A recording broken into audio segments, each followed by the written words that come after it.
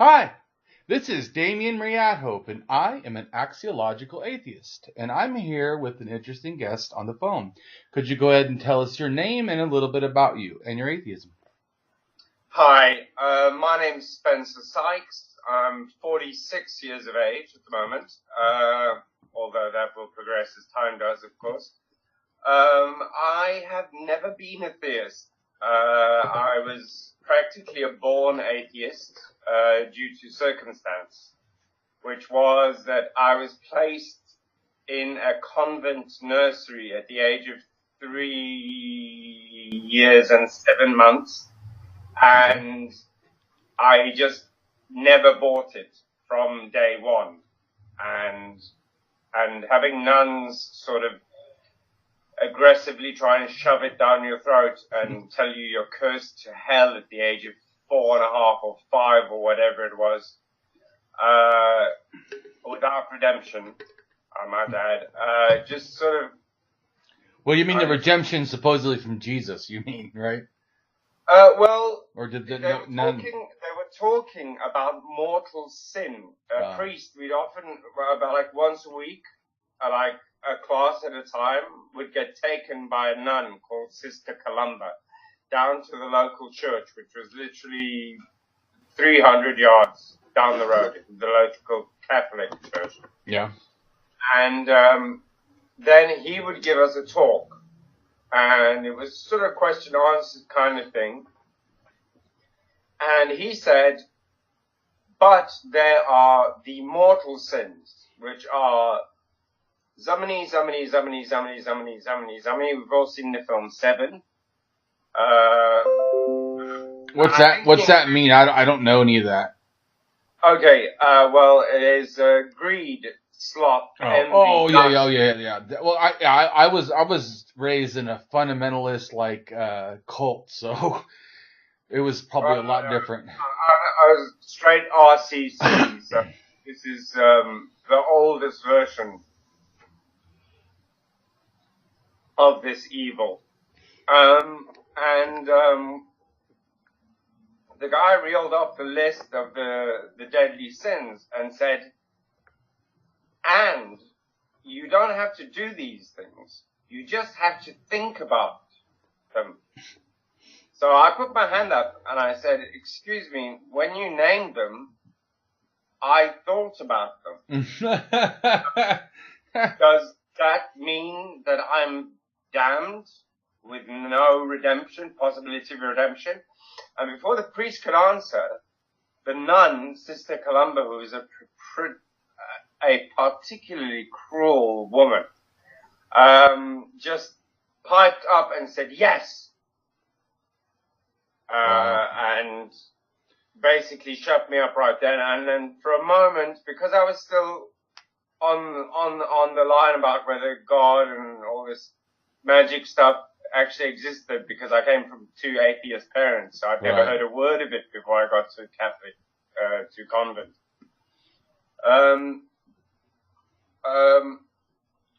I just thought, oh, this can't be right. I mean, he had to think about, the priest had to think about them while he was saying them. But I'm going to go to hell for that?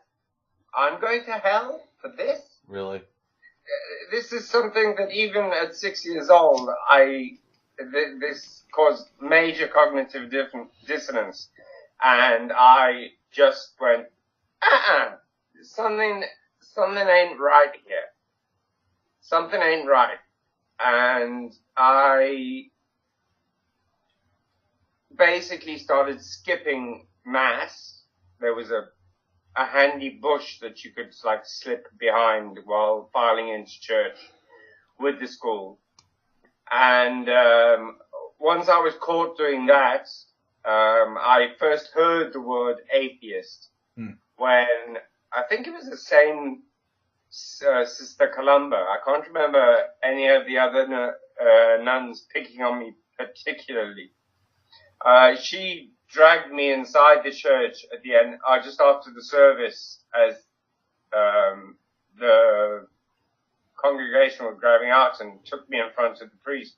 who was a perfectly charming, about 30-year-old Irish young Catholic priest, who was actually eventually fired for having affairs with consenting adult females. If I remember rightly, he was quite a looker. He had blue eyes and dark hair, you know, your general pretty Irish boy sort of thing. And she took me to him, and he was more interested in why was I avoiding the masses and not wanting to take communion, etc. And I had once experimented, because they told me that the minute that the priest blesses it and puts it in my mouth, it becomes the body of Christ. Uh-huh. So I sort of kept it in my mouth, got back to my seat, spat it out, and instead of having a red lump of flesh, I had a wet lump of wafer. So at that point, I knew as well that there was another great lie being perpetrated, and that the transference or transubstantiation of wine and wafer into Christ's body and flesh was a bunch of bullshit. I was 6, I think, still, max. I think I left. In fact, the convent actually got closed down due to a complaint which my parents lodged against Sister Columba. Because one day later on, I had a nightmare day of being chased around by her the whole day at school and being beaten with a steel-edged ruler every time she caught me. Wow. And luckily they had non teachers who did actually back up my story and say that I kept running into their classrooms and asking for sanctuary, and eventually at lunchtime, when there was a chance, I cut and run, at which I was threatened with expulsion. I explained what happens with my parents. It became a big thing, and the Sisters of Mercy conference in Sheffield, England, was shut down as a result. That's all I really know about it. My parents didn't go on about it except for the odd woo-hoo from my mom. Apparently this had been a repetitive pattern of abuse at this convent, which was purely none on human, none on children. There were no priests at the actual convent. We had to go down the road to the church, as I mentioned. But that day I was caught behind the bush. It was the first day I heard the word atheist, because she, at some point during the conversation, just went, "You know what you are, son? You are a dirty, dirty atheist. You hate the Lord, and he died for you, and you don't appreciate it." That's her Irish accent, by the way. I, at that point, was ambivalent completely towards religion as a whole, and definitely anti-Catholic by that time, as I'd done nothing but suffer at their hands. Yeah. Like many children. When the school was shut down, when the convent was shut down, I was sent to the local Catholic school. Now, there's a difference between a convent and a Catholic school. It's just a Catholic school in England is not state-run. So it has a better budget and, according to my mom, a better chance of a better education. It's not state-run, or it is? A better chance of a better education. Kind of like private school, but available to any registered Catholics or baptized Catholics, I suppose. But by then, my sisters were old enough to be in the same school as me, and because they ignored where I was in school at the convent, I was put back into my age group class, and my brother went from 1 year behind me to 1 year ahead of me, and I was put back 2 years to doing work I'd done 2 years previously. The experience at the convent school were mainly normal school child experiences, and it wasn't until 1982, when I was 10, that my parents decided to emigrate to South Africa without informing me at all about apartheid, just saying that we had to keep it a secret. The reason they didn't inform me about apartheid was my best friend was of mixed race, and my other best friend was black. So, like, I was the only white guy in my little group of friends. So they knew not to mention that I was going to go to a country where my two best friends wouldn't be able to ride on the bus with me, or live in the same house as me, or live, in fact, in the same town as me. So I got to That's crazy. South Africa, very soon smelled a rat, because during the day, as they comprised 90% of the workforce, there were black people everywhere. And at night, all of a sudden, there were none anywhere. And my parents kept ducking the question, so I approached the building. It was called Ponty City. It's now a complete hellhole crack den, but this was in 1982 when it was still a pretty up-and-coming, decent place to live. I approached the building supervisor and I asked him why there were no black people at night. Like, there were black people in the day. And he said, that's because black people don't smile, so you can't see them. And there I smelled more bullshit. Yeah. Really. Racism. I then started asking my teachers, who completely forgot to mention apartheid, and just would answer my questions with, like, I'd say, why are there no black people at night? Why are there no black people in the school? And they would answer with such South Africanisms as, because why? Or my favorite, which is, why is a cricket letter that will never be straight? Alright? And that's my bad South African accent. It took me less than 2 years from landing in South Africa to becoming what they determined to be a problem child, having a social worker assigned to me, and then being taken away from my parents and made a ward of court and placed in a reformatory at the age of 12, which was the last year of primary school. But there weren't any primary school reformatories, so they had to put me up a year to get me into one. But as they did in October, and you sit your exams in November, they thought, well, he won't pass this year, and he'll do standard 6 again next year, which is like standard 6 would be grade 8 in America. I was then suddenly plunged into this real belly of the beast. It was literally 90% Afrikaners. I very quickly had to learn the language. I was by far the youngest intake ever, by far the physically smallest.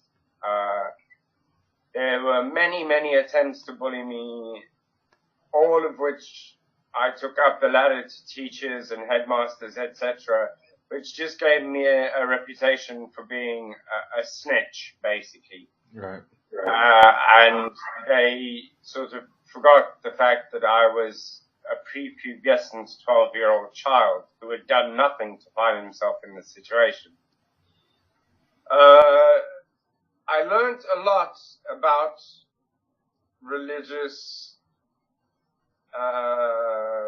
radical religiousness during my years there, because in South Africa there's not much Catholic presence. The only real English church is the Methodist Church at the time, and the Seventh-day Adventists. which the only reason they come into play is you were forced to choose a church. You weren't allowed to be an atheist.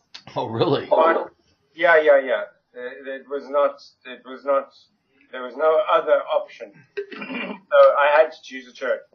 But I found because the Seventh-day Adventists did Saturdays and the Methodists did Sundays, I could switch my religion with freedom. That they didn't stop. They couldn't stop you from choice religion. So I found that if I timed it just right, I could skip like every third church visit and have the entire school to myself. Which I did by switching in between Seventh-day Adventist and Methodist on as often as I could get away with it without having to go to church twice, 2 times in a row on a Saturday and a Sunday, which made no sense to me. But there was also the Afrikaans churches, which were available, which were the NG church, the Nederlandse Gereformeerde Church, which means the Dutch Reformed Church, which was basically established by the Dutch Reformists who created South Africa after fleeing persecution from more liberal Christians in Europe. There was also the AGS, which was the Apostolic, I can't remember what those 2 words are in English right now, which was a sort of like church with music, you know, a bit more Good News Bible than King James Version, if you know what I mean. Yeah. But there were a lot more girls who attended the 2 Afrikaans churches, and as I was in reformatory from the age of 12 and a half to just before I turned 18 or 17, 88. Just before I turned 18, sorry. I did switcheroos between those churches as well to check out the ladies, you know, as a young man would. Yeah. And I found out quite a lot of their religion that way. It was incredibly Calvinistic, basically. The rote of the Word of God is the Word of God. There's no other interpretation than this. And the AGS was more like you listen to a sermon, you sing a few songs. I was also a very good singer at that age, and I was the head sopranist of my school choir. So I occasionally got to perform sort of pop hits that I would change the lyrics of to be for instance, I did The Sound of Silence once, and instead of Hello Darkness, my old friend, I just changed it to Hello Bible, my old friend, and then sang the rest of the song with the original lyrics. That's funny. And all the time, it just made less and less sense to me. I just became stronger and stronger and stronger in my atheism. Due to being an outspoken atheist, had been forced on 4 separate occasions into solitary confinement with the King James Version twice and the Good News Version twice, and quizzed after every day on the reading I was given to do during the day. So I pretty much know the Bible backwards. I had to read it, basically memorizing it each time before the age of 16. And yeah, indoctrination, man. What? I said, I know, indoctrination. Yeah, but it had the opposite effect. At least when they cherry-picked the bits from the Bible, I could see... Well, I would say probably because you already had the mindset of being questioning, because a lot of people put into that thing would just give in. It's just easier. That's why I say that people, to me, don't really believe the Bible. They just accept that a person in power told them that this is what you should believe, and they just did. Yeah, I actually posed that question on a Facebook site I'm a founding member of called Christian versus Heathens, or Heathen versus Christian Debates, which counts like anybody who isn't Christian. You can come if you're a believer of any other sort. We have a lot of pantheists, we have a lot of pagans, etc. But we do have the odd Muslim. They don't generally last long because they come preaching, and that's against the rules. I posed the question of the atheists here: who of you lost your faith, if you once had it, by studying the Bible? And except for one guy, two guys. One guy said he studied the Bible, lost his faith, but became a Nordic pagan, whatever that means, or Germanic pagan. I can't remember which one he said. And the other guy said, I studied the Bible, but it wasn't until I started studying the historicity of the Bible that I became an atheist. So basically, I got 100% yes, the Bible is what made me an atheist. See, for me, it wasn't. I read the Bible twice, and all it did is made me actually have more faith. It did not. I've heard this before. People say if you read it, I guess you have to read it with atheist eyes, because if you read it with believer eyes, you start to go, wow, God's terrifying. I need to do a better life. Yeah, no, at least that's how I'm glad that people can read the Bible and turn atheist. That's not at all what it did for me. That's interesting, because the thing is, I had a great cognitive dissonance because all the churches that I attended accepted the Old Testament and the New Testament as equally relevant. Right. But if you study them separately, there are clearly two different gods. I agree. In the Old Testament, you have a jealous, genocidal, murderous, extremely murderous. I mean, I remember there's one verse in there that talks about... I gave him genocidal. I don't think you get much worse than that. Fascistic, jealous. There's a verse to me that just is clear. It says that the priests of, I think it's, I can't remember now names, but I think it was Aaron or something, Aaron's priests, or something like 77 people or something supposedly tried to give incense to God, and God supposedly kills them all. And then people in the town, I love this story, it's insane. Then the people in the town are upset that God supposedly killed these 77 people, so then God kills another 140 of them. What the? You had the right name there. I can't remember now, but it's about Moses and one of his I can't remember. It's like his uncle or something, or I don't know. But anyways, they're on Mount Sinai, whatever, and they're trying to give incense, and they get burned alive, and then they grumble or they're upset, so God kills them for being upset that God killed. I mean, horrific. Yeah. I agree with you. So how do you get that in Jesus? I mean, what the? Yeah, that was the cognitive dissonance, because Jesus was like, to me, from description, the first hippie, basically, you know. And I was musically not a hippie. I was more like a punk metalhead. Yeah, I'm a metalhead.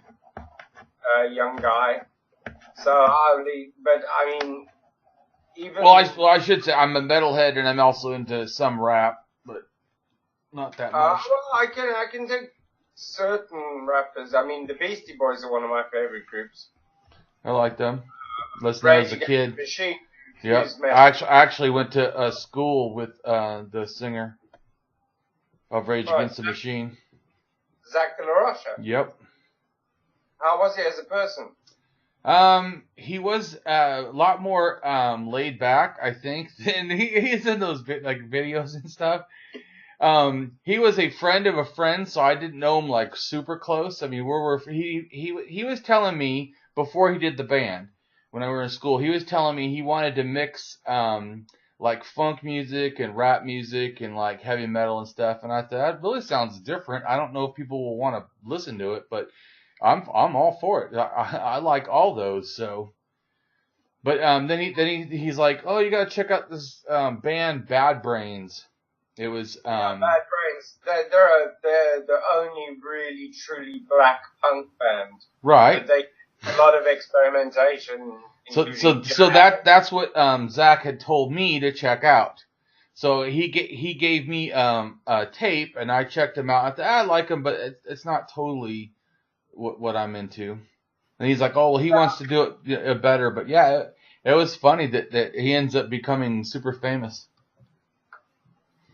For a while, I mean, like, the music industry is designed to shift units, so the minute he stopped being as offensive as possible and started to try to make people think, his record label, no longer properly backed him. Their second album, Evil Empire, I think it's called. You know what's so funny? Evil Empire? The person on that cover, he so much reminds me of this guy I was in wrestling with in the high school I was before I got kicked out and put into a continuation school. I was like, man, I recognize that face. From Irvine, California. From Evil Empire. Evil Empire, yes. Yeah. I think. I mean, I don't know, but Boy Scouts. It's what? It's your average, one day frat boy, Boy Scouts, Hitler Youth image. Well, like. True, but I agree with that. I don't know where the idea came from. It's just funny to me that I've seen someone like that. Because the continuation school, SELF is what it was called, Secondary Educational Learning Facility. It was the place that I met him. Because I don't know where he was from before that.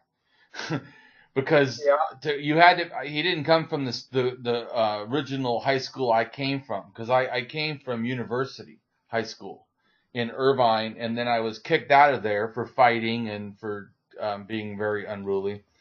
And, I also punched a guy that I was fighting. I punched him in front of his dad in the office of the principal. So the principal, they were pretty much done with me.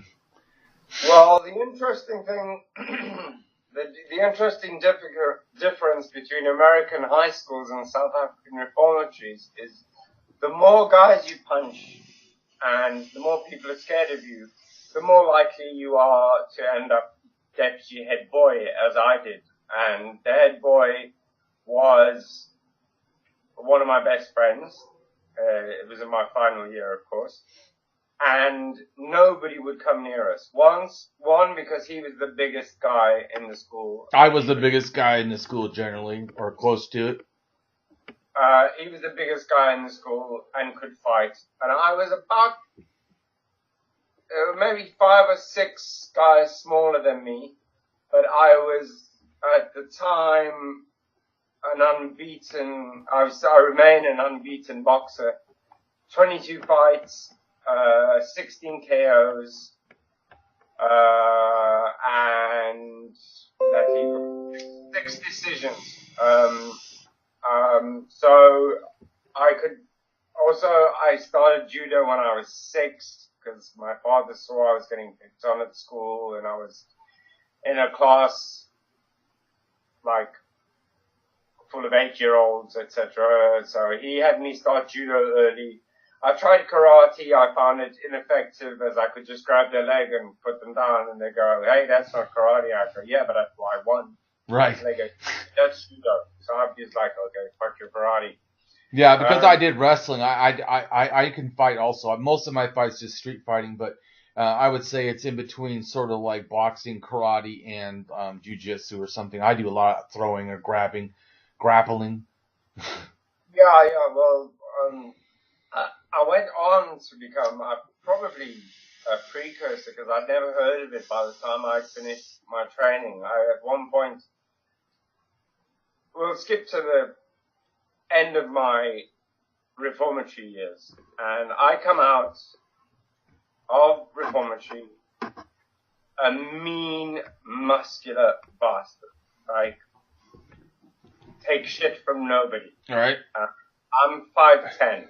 That's it. I'm 5'10" and a bit. I'm not a big guy. I weighed 65 kilograms, so that's about 100. I have no idea what that is. It's about 143 or 44 pounds. Yeah, in high school, I was almost 6 foot and weighed 185. Well, But I had 20-inch arms. I don't want to brag, but I beat the shit out of plenty of guys your size. Oh, I beat up guys bigger than me too. Well, in the whole picture of things, what happened was, by the time I got to get out of reformatory, which was like literally a week after the Berlin Wall fell, so you can check that out. It was the end of 1989, I think. And my best friend was what they call in South Africa a coloured, which is a mixed race person, half black, half white, or two mixed races, whether white be one or not. But not considered black, so not at the bottom of the table, but one step above but below Indians, for instance. Huh. Another strange Crazy thing about apartheid, which I could never get, was Japanese people were considered white, but Chinese people considered non-white, which was, I later found out because of trade relations, but made no sense at all at the time. Now, I was into metal, punk, alternative music. Right. My favorite band had just come out when I left high school, which were the Pixies. Or Pixies. Sorry, not the Pixies. And that was the first music I heard that wasn't metal, that was from the 80s, that spoke to me. Apart from the Dead Kennedys, which were an 80s San Francisco punk band, which they spoke to me very strongly, especially with their anti-authoritarian, anti-government stance they had. And yeah, I still have that. I wasn't prepared to accept the fact that I couldn't go clubbing without my best friend. Right.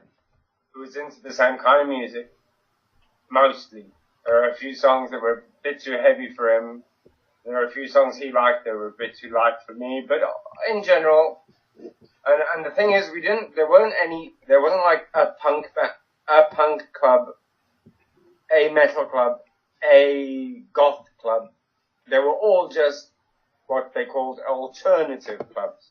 And they'd play like an hour of metal, an hour of goth, an hour of punk, an hour of etc., etc. But due to the fact that the bouncers were scared of me after the first time I went there, I just like the two bouncers stood up and said, he can't come in. And I went, he's coming in. And I pushed him into the nightclub with my right hand. And I pushed them both onto the arses with my left hand. And since then, that moment, that club became non-racial. But there was the skinhead problem. They were banned from quite a few of the clubs. But there was a few of the clubs which they were allowed in if they only came two at a time. If they came in a group of three or more, they were stopped at the door. And I got into like a 3-year war with the skinheads. And I think apart from once when I was so outnumbered it was ridiculous, and the best thing to do was just to roll up in a ball and just take the punches and kicks to the back, I beat the crap out of them every single time, and none of them went for a second go. None of them. I mean, they had the habit of grabbing your hair, so I just developed the habit of grabbing them by the ears with both hands and growing my nails a little bit so that it really, really hurt.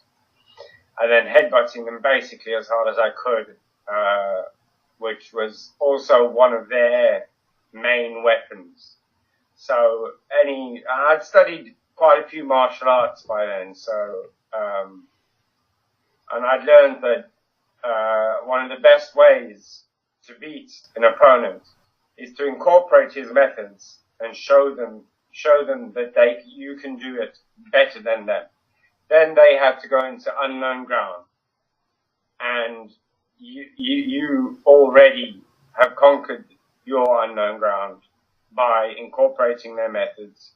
So they are lost and you have won, basically. I don't think I lost, apart from maybe a couple of qualifications in kickboxing where there were very strict rules. I don't think I ever lost a fight. Well, let's talk about your atheism. So you as a child you are already starting to become an atheist, and then when did you fully decide that you were and start to look for other atheists? Basically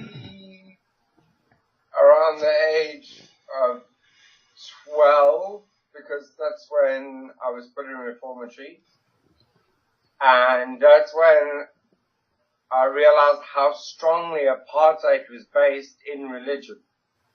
So I wanted to see who else could see the little man behind the curtain called Oz, and who else could only see the curtain and the special effects. And what age was that? That's 12. That's 12. So you started asking other people if they're atheists at 12? Yep. Wow. No, I'd questioned their beliefs, and I'd already been forced to read the Bible at least once by the end of that year. So I'm quite good at one-on face-to-face debate. So I managed to deconvert quite a few guys, and and they were like, "Oh yeah, but we just still go to church." So when you say guys, do you mean other adults or other children that were 12? I'm just wondering. No. I was the youngest guy in the school at 12. So I'm talking guys 13 to 18. Okay. Up 20. Well, guys, I'm just saying, because guys, I don't know if you're converting teachers. Or adults, or I don't know. I converted a couple of priests, Catholic priests. Really? By then. Did they stay priests? No, they quit. Oh, really? Yeah. Good. Just through me purely pointing out the inconsistencies of their religion, but I will add, they admitted to having doubts all through seminary and all through thingy. Can you tell us what some of the doubts were that they had, or do you not remember? Well, basically the contradictions. How could a God whose message is one of love do the flood? It was just basically I was reinforcing their tendency towards cognitive dissonance. Right. Whereas I believe that the reason that religion has gone from generation to generation is due to cognitive bias. Even going right back to animism. It was taken that there were forces stronger than us because we didn't understand them. Right. And we created gods. Yeah. And my whole question to them is, what's more likely? That humankind in its infancy guessed at gods and got the guess 100% right, except that there was only one God, actually. And then 300,000 or so years later come the revealed religions stating that there is one single God. And he's Yahweh, who's just the foregod of the canon of the Judaic gods. And I understand how they chose Yahweh because they were in trouble. Their proposed prophet would be a warrior, so Yahweh was obviously the God to go with.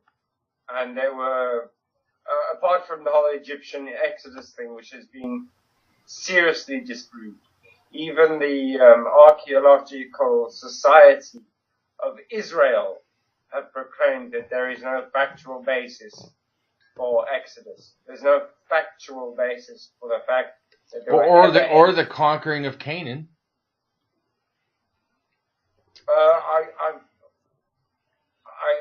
I'm not 100% sure of that, so I won't comment on it. But, well, I am 100% sure that there is no conquering of Canaan. Okay. The Jews archaeologically emerge in northern Israel and probably have connections to Turkey and to Iran.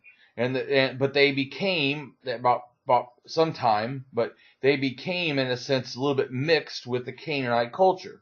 So they brought culture, or are from the people that brought culture earlier, and then they became this group that basically lived up there and were in a sense, Canaanites.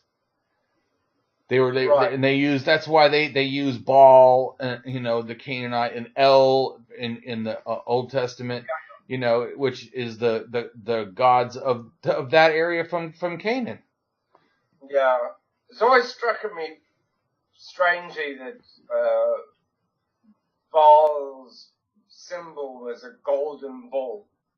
Yeah, that doesn't surprise me at all, because that goes back to the goddess and the bull cults. That's the beginning of paganism from Turkey. Yeah.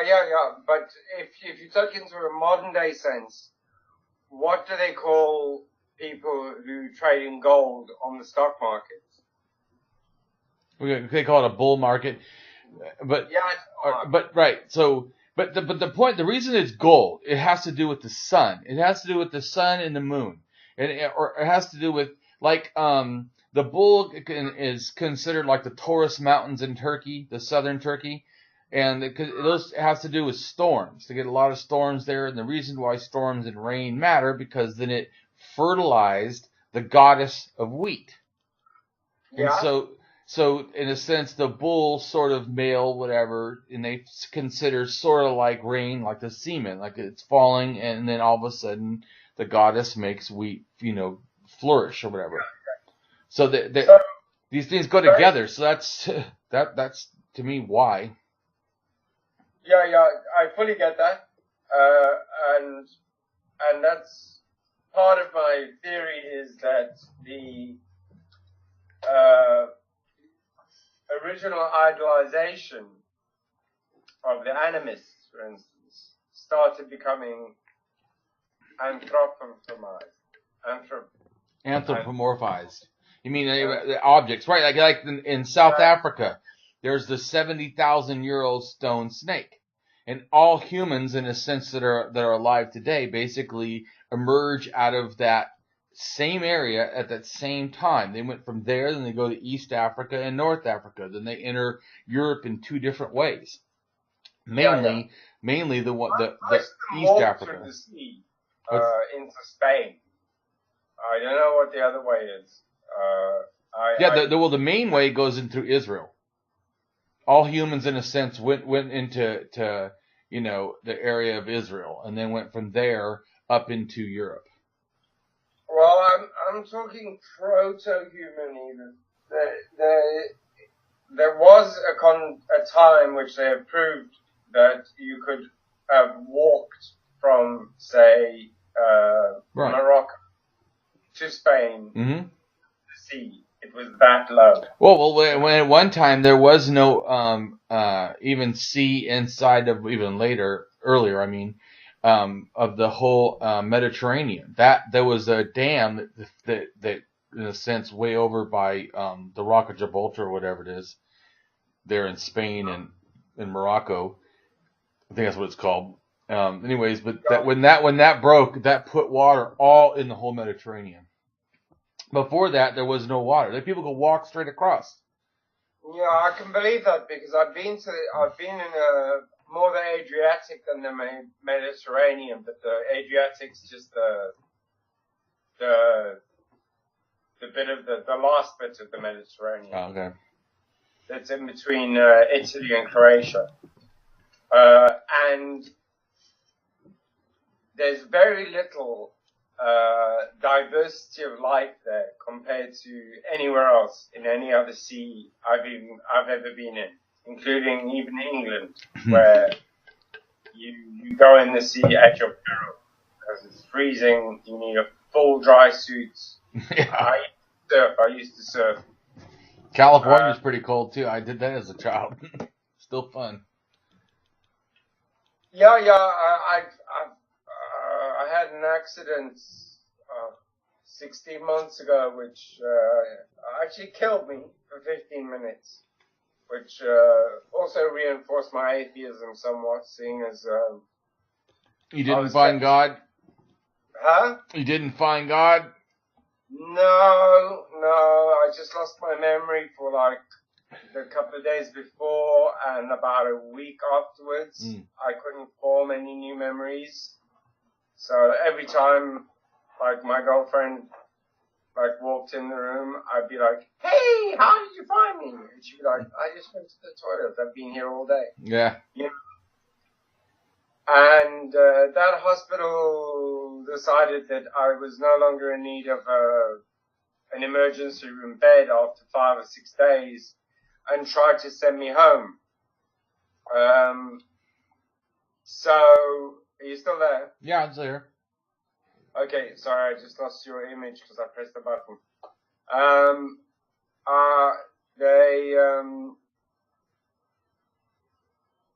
What was I talking about? Well, why don't you just, you're talking about your girlfriend, but why don't you tell us about some of the things that you've done since that. So you became an atheist and you asked some stuff at 12. As an adult, like, how did that affect jobs or, friends, life? South Africa, not at all, because after coming out of school, I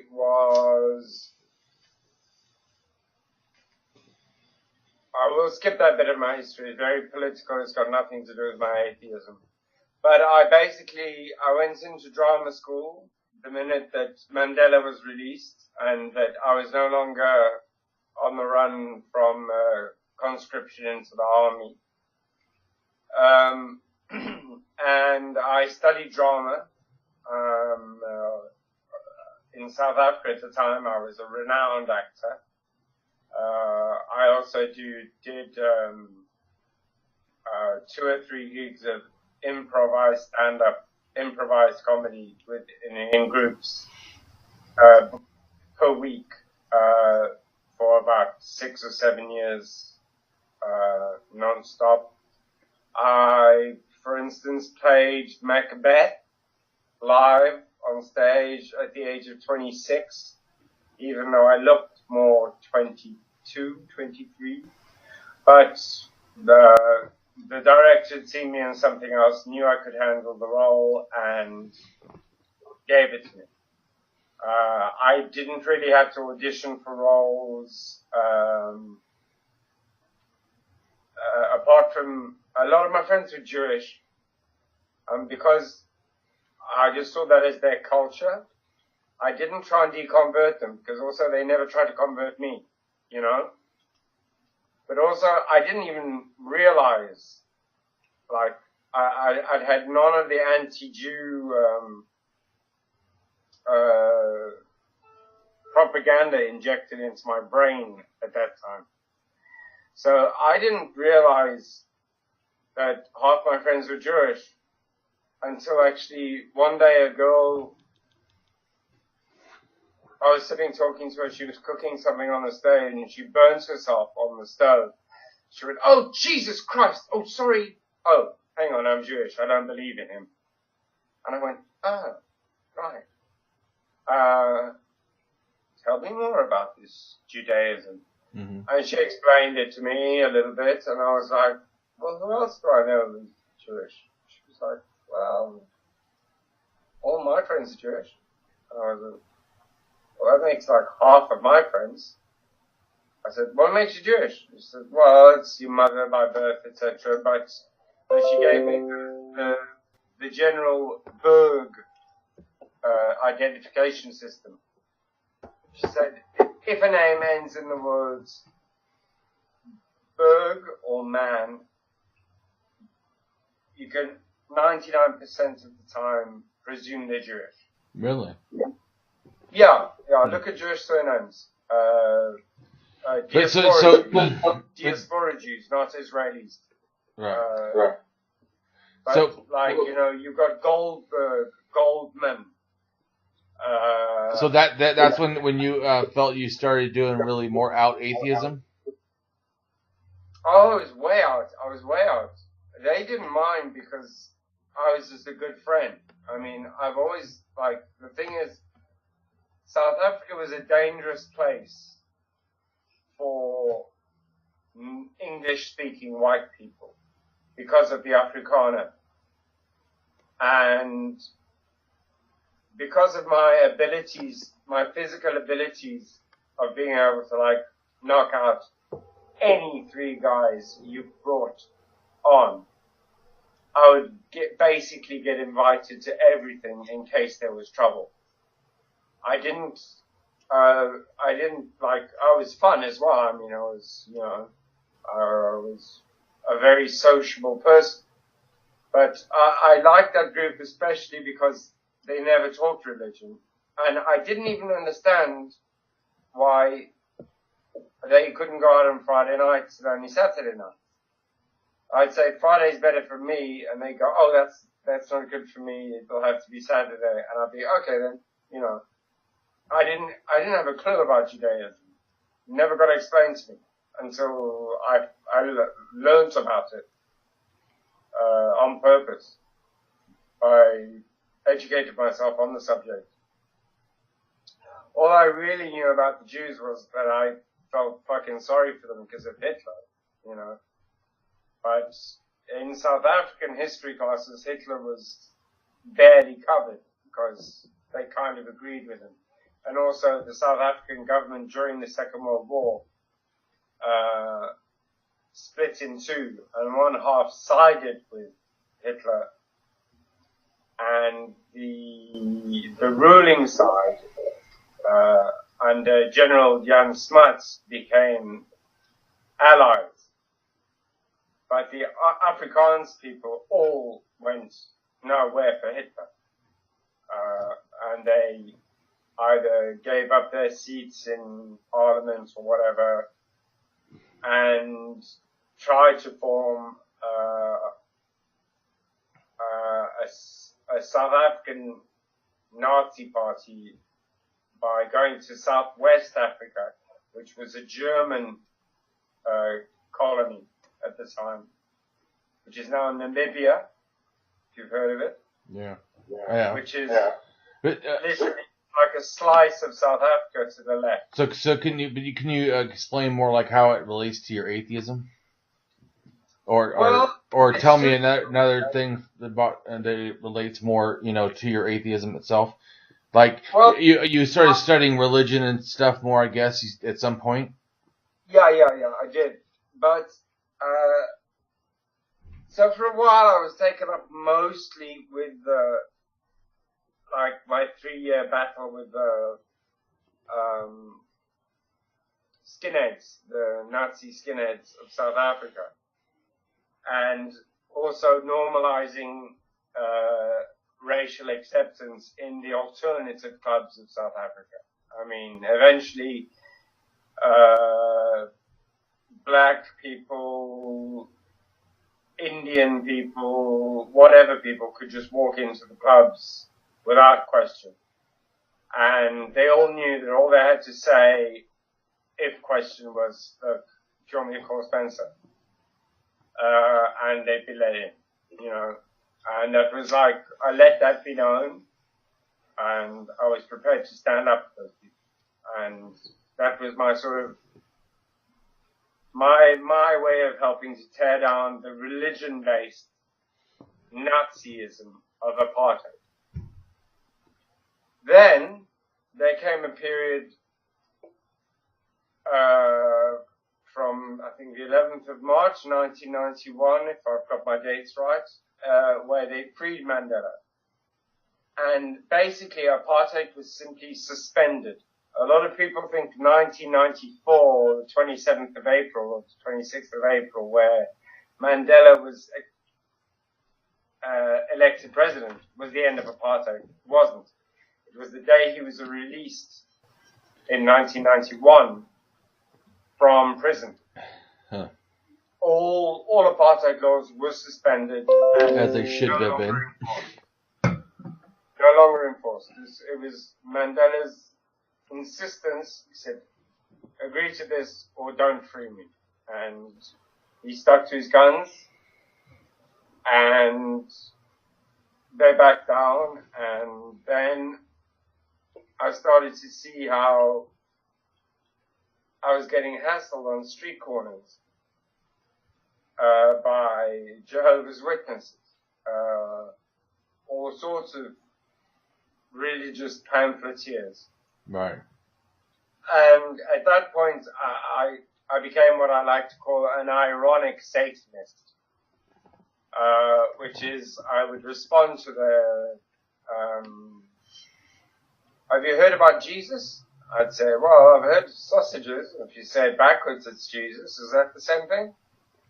Or if they were really coming on strong, they said, if they were really coming on strong and they said, like, have you heard the good news?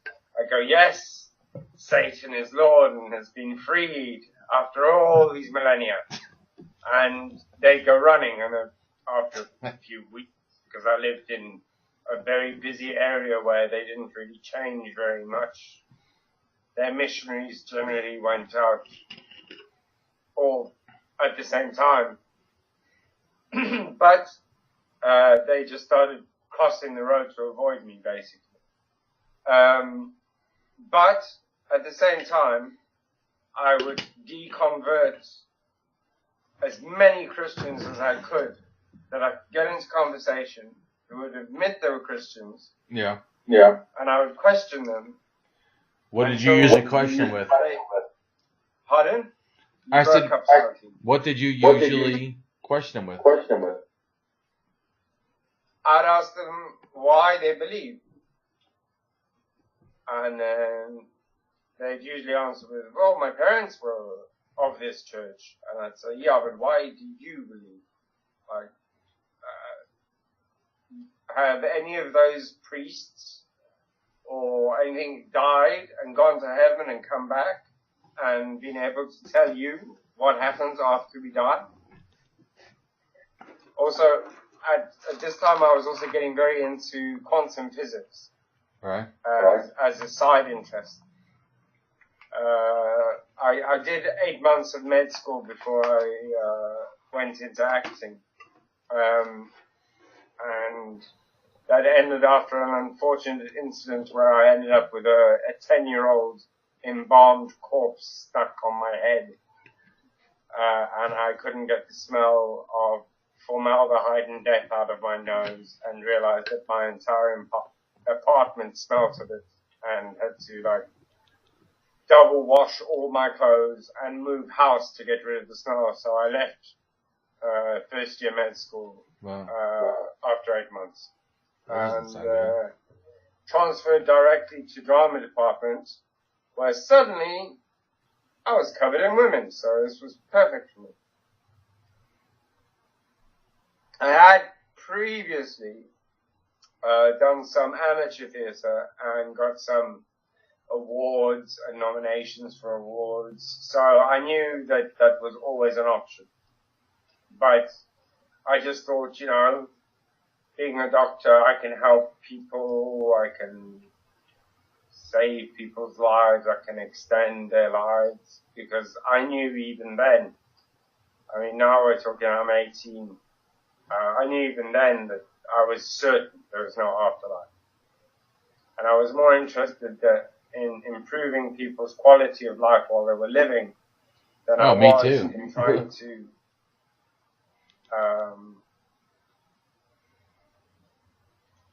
let people off the hook and waste their lives serving a God that didn't exist. So I would one-on-one deconvert as many Christians as I can. I had about 100% success rate. I think I failed once or twice in about 500 attempts. And I carried on. I deconverted priests, monks,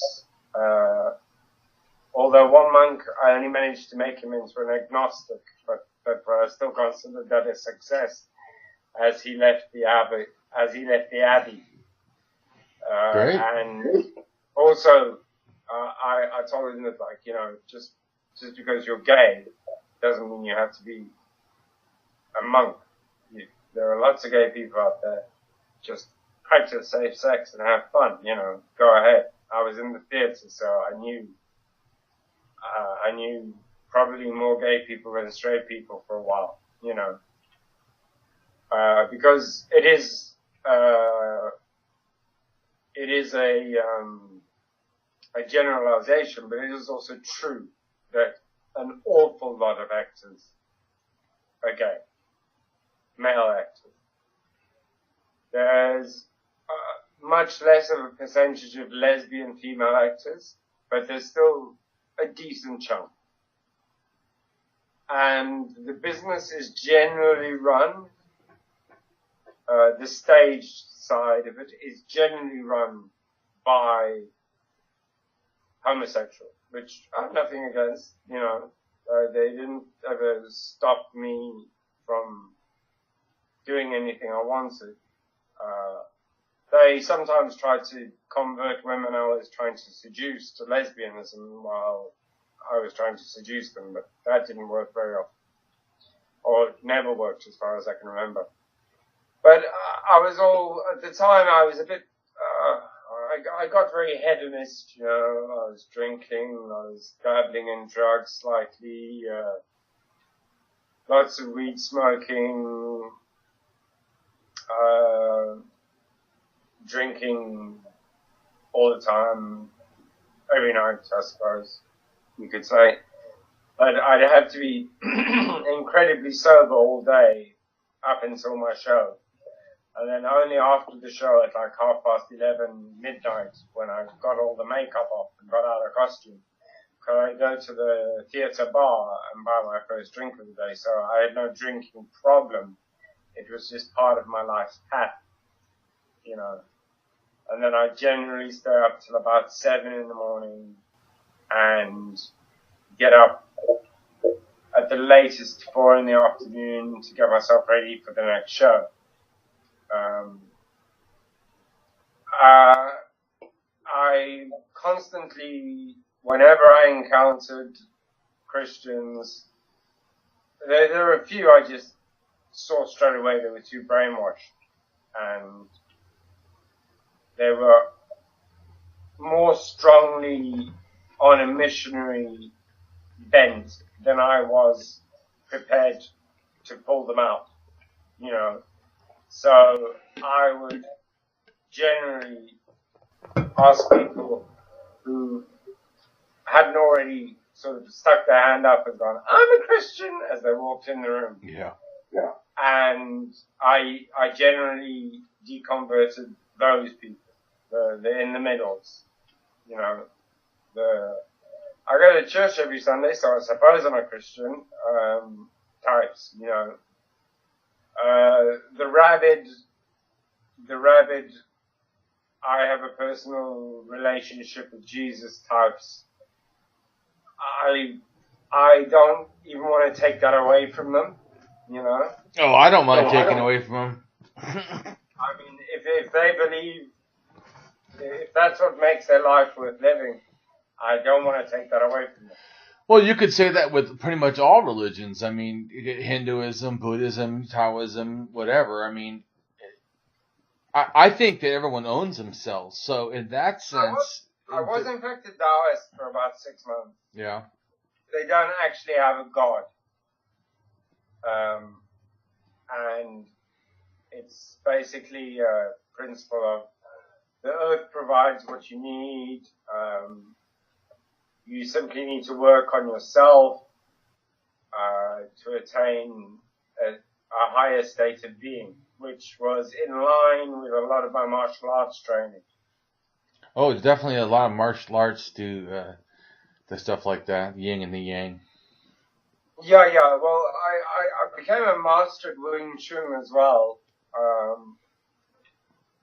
which was as a result of having broken basically all my knuckles and fingers on the heads of skinheads. I realized that I had to learn a system of fighting that didn't involve me having to actually punch people. Right. I went for Wing Chun, and it's worked for me ever since. In fact, probably the most effective martial art there is. I mean, but if you put two Wing Chun masters face to face, they'll still be standing face to face 24 hours later. Yeah. There's no such thing as a pure attack in Wing Chun. So when did you start looking into religions and stuff, like you said, learning more stuff, and what did you learn? Well, I was picking up a lot as I went along, and a big thing was when I realized around the age of 14 that I didn't even really know what Judaism was. But I started actually looking into it more and more. But I was encircled with atheist friends. Except for the Jews, who just didn't party on Friday nights. Otherwise, they were completely the same, you know. And I mean, I didn't come across any really religious Jews, Orthodox Jews, until I was about 20. And I got a gig as a master of ceremonies at a cyber conference when I was 20. That would make it 92, or 93 maybe, when the internet was just starting to take off and virtual reality was basically you could go into virtual space and have a look around. You couldn't interact, you know. And I was hired by Apple Macintosh as the computer wizard character. And the main technicians were two Orthodox Jews. So, and part of their job was to drive me to and from work every day, because after I realized I got bored behind the wheel and easily sped on a lonely road, I gave up driving because I realized I might kill somebody without wanting to, which scared the shit out of me. So I've never wanted the blood of an innocent on my hands, and I hope to never have that. So I stopped driving and made sure that my agent organized it so that I was picked up and dropped off from work every time. Apart from when I was in theatre, because I could just walk home. You know, I lived nearby all the theatres. I lived in the closest suburb to downtown where all the theatres were. And though South Africa was a dangerous country, I would simply make sure I was well enough armed for if there are any muggers hanging around at 2 o'clock in the morning when the bars close. You know. I only really became literate or forced myself to be completely literate and win debates on theistic when the internet really took off. And because before then I was winning all my arguments face to face. I was converting people. I probably converted 300-400 people. Deconverted, sorry. And many of them I know to this day, among my 400-500 whatever friends I have on Facebook. And they're still atheists, you know. I also found out that a lot of Jewish people are actually atheists. It's just they were brought up as Jews, and you know. Yeah, they call it secular Judaism, I think. Well, yeah, it's well, and also I also see it as an unthreatening religion. What, Judaism? Judaism, yeah. Apart from the Israel situation, that's different. But Judaism itself, they do not. Well, I feel like it's a massive threat to child rights, like I think all religions are. Okay, a massive. Yeah. Well, because in other words, religion believes that it can, even in America. I don't know the other countries, but in America, the different states of America have different laws. And some of them allow child abuse if it's religious, where otherwise you'd go to jail. But if it's religious done, well, then it's acceptable, which I find to be disgusting. But well, I know. Well, my mother was an atheist until 1983, at which point she took a job at an old people's home, and also my father was caught planning her murder. And I think she broke down so much due to the two situations that she turned to a really cultish religion known as Christian Science. Yeah. And she died from it. She died from refusing cancer treatment, despite the fact that they could basically 100% guarantee her freedom from cancer afterwards, because although she'd had it for years, it had not metastasized, and eventually the tumor just got so big, it was in her colon, that it killed her. And unfortunately, her final words were, "Wow, isn't this morphine stuff nice?" You know? And she never woke again, although I was in a rush to get there from France. I was a few hours late for the last breath, but she'd been out for about 2 days already. By the time I started traveling. By the time they phoned me when they gave them morphine. And, they said they were going to keep her in a coma so that they, could, better manage her pain, you know. I tried to convince her that, she should just get the treatment she needed. I mean, I even explained if I get a splinter in my finger, and it's got a slight infection on it, and I never treat it, it will kill me. I will end up with septicemia. If I avoid... You could, but, because it could, you not get infected, or not go that bad, but I know what you're saying. But anyways... No, I mean, But yeah, so you were trying to reason with her to be more atheistic and not like the Christian Science, right? Well, I was just saying to her, look, I did 8 months of medical school. If they say there's 80% chance that you will come out unscathed, that basically means 100% chance. They don't tout figures like 80%, except to be on the conservative side, you know? So I lost my mother to religion. I also, in the year 2000, which is the year I left South Africa, inadvertently lost my sister to religion, because in South Africa, churches were allowed to issue bus driver licenses to people who had driver's licenses.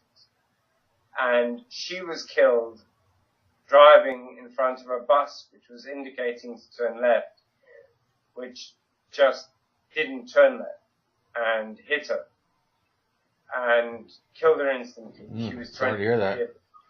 This is 2000. She was 23 at the time. It really broke my heart. It really broke my heart. And it also, I'd say it's the hardest test I've ever had, because a part of me wished that heaven and all of that would be real, because then maybe I would get to see her again. But the sensible side of my mind just kept saying to me, it's not going to happen.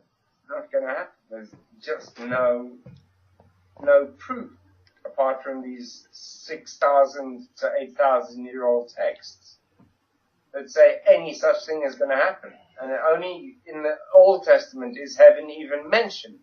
Well, speaking of the Old Testament's probably Paleo-Hebrew is about 3,000 years ago. So, in the oldest Hebrew writing of the Bible is about 3,000 years ago. So I'm just saying, and it was actually, the full thing was completed, just the Jewish version, by 2,500 years ago. So basically 500 years before Jesus. The Jewish Bible was considered to be finished. Then they start writing the Maccabees. Yeah, but you had the polytheistic Judaism, which was around... Oh yes, definitely. 1,000 years before, of which Yahweh was a pantheon, one of the pantheon of the Jewish gods. It's just when they formulated Judaism as it is now, they dropped the pantheon of gods and kept Yahweh. Well, for a while they still worshipped Asher, which is the goddess that's the same as Isis, and Iana in Sumerian. Which is also connects to me to the cultures that made the there's a star in northern Israel near Jordan, and it's about 6,000 years old, and it connects to dolmens of Turkey and Iran, and yeah, and to me. That star is representing the sun or whatever, and just like the Sumerian myths are of the goddess Mama, basically, or Mama or whatever it is, basically starting the whole universe. I mean, to me, the importance of goddess is way more important when it's in polytheism. You know, at the beginning. As the polytheism to me gets later, then the goddess's importance is a lot more diminished. Yeah, I agree with that. It was definitely more, humanity was definitely more a matriarchy in its infancy than it was a patriarchy. Yeah, I would say it was probably egalitarian with different status. Like, I think mainly probably men did the clans in a sense, but the shamans were female, or they were intersex or transgender, kind of a situation. Something like that, because there's I think it's 28 or 23, I can't remember, 26,000-year-old like figurine that has it's probably intersex, because it looks like it's like a goddess figurine, but it kind of has breasts, not exactly, and then has looks like maybe almost like a scrotum, but no, there's no penis. So to me, the idea that they were seeing probably those as female, or something like that. Yeah, I mean, even into American, Aboriginal American culture, North American culture, Right. Hermaphrodites or transgender people were considered the wise. Yeah, two-spirited. Of both. They were of both sexes, and therefore superior to either. Yeah, I agree. I think it's because if you think about it too, a lot of the times, even like one of the oldest things that over in Egypt, there's like a goddess figurine that's like sticks in the sand, or whatever, and is holding two snakes. And there's other goddesses that do that too, that hold snakes. And I think that's where you get the later myths, like in the Judaism, of the snake, connected to woman's temptation or whatever. Because in a sense, the snakes were seen as like spirit guides or whatever, spirit animals. But also the idea of the snake to them had to do with the umbilical cord. To where umbilical cord. I would have seen them as phallic myself. Well, but they're phallic also, but they're considered also the umbilical cord. How that they like squiggle, move, whatever. Anyways, and so that's why they're connected to medicine and life. Like even our medical symbol today is a staff with two snakes. I'm well aware. Yeah. So I'm just saying is that it's the same thing. Also they're considered, snakes are like the same as water, how water ripples and stuff. So and also snakes are seen to be a creature that can live in two realms. It can live in the dirt and dust, whatever, and can also go into the water.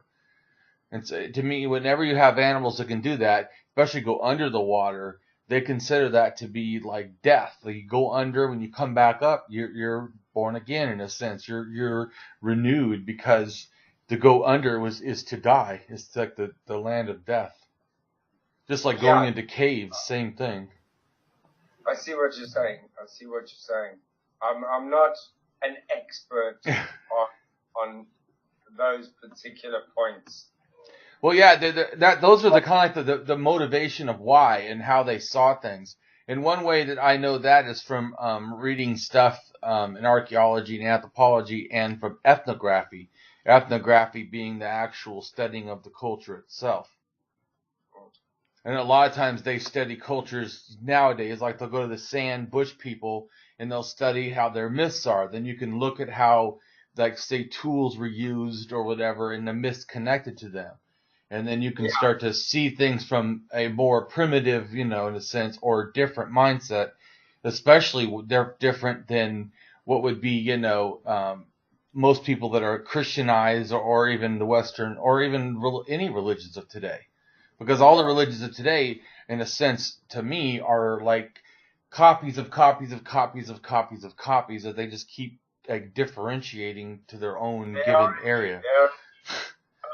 And my old theory is that this is just due to cognitive bias, that it was carried on from generation to generation to generation. Where you mean our cognitive bias, our fear of death?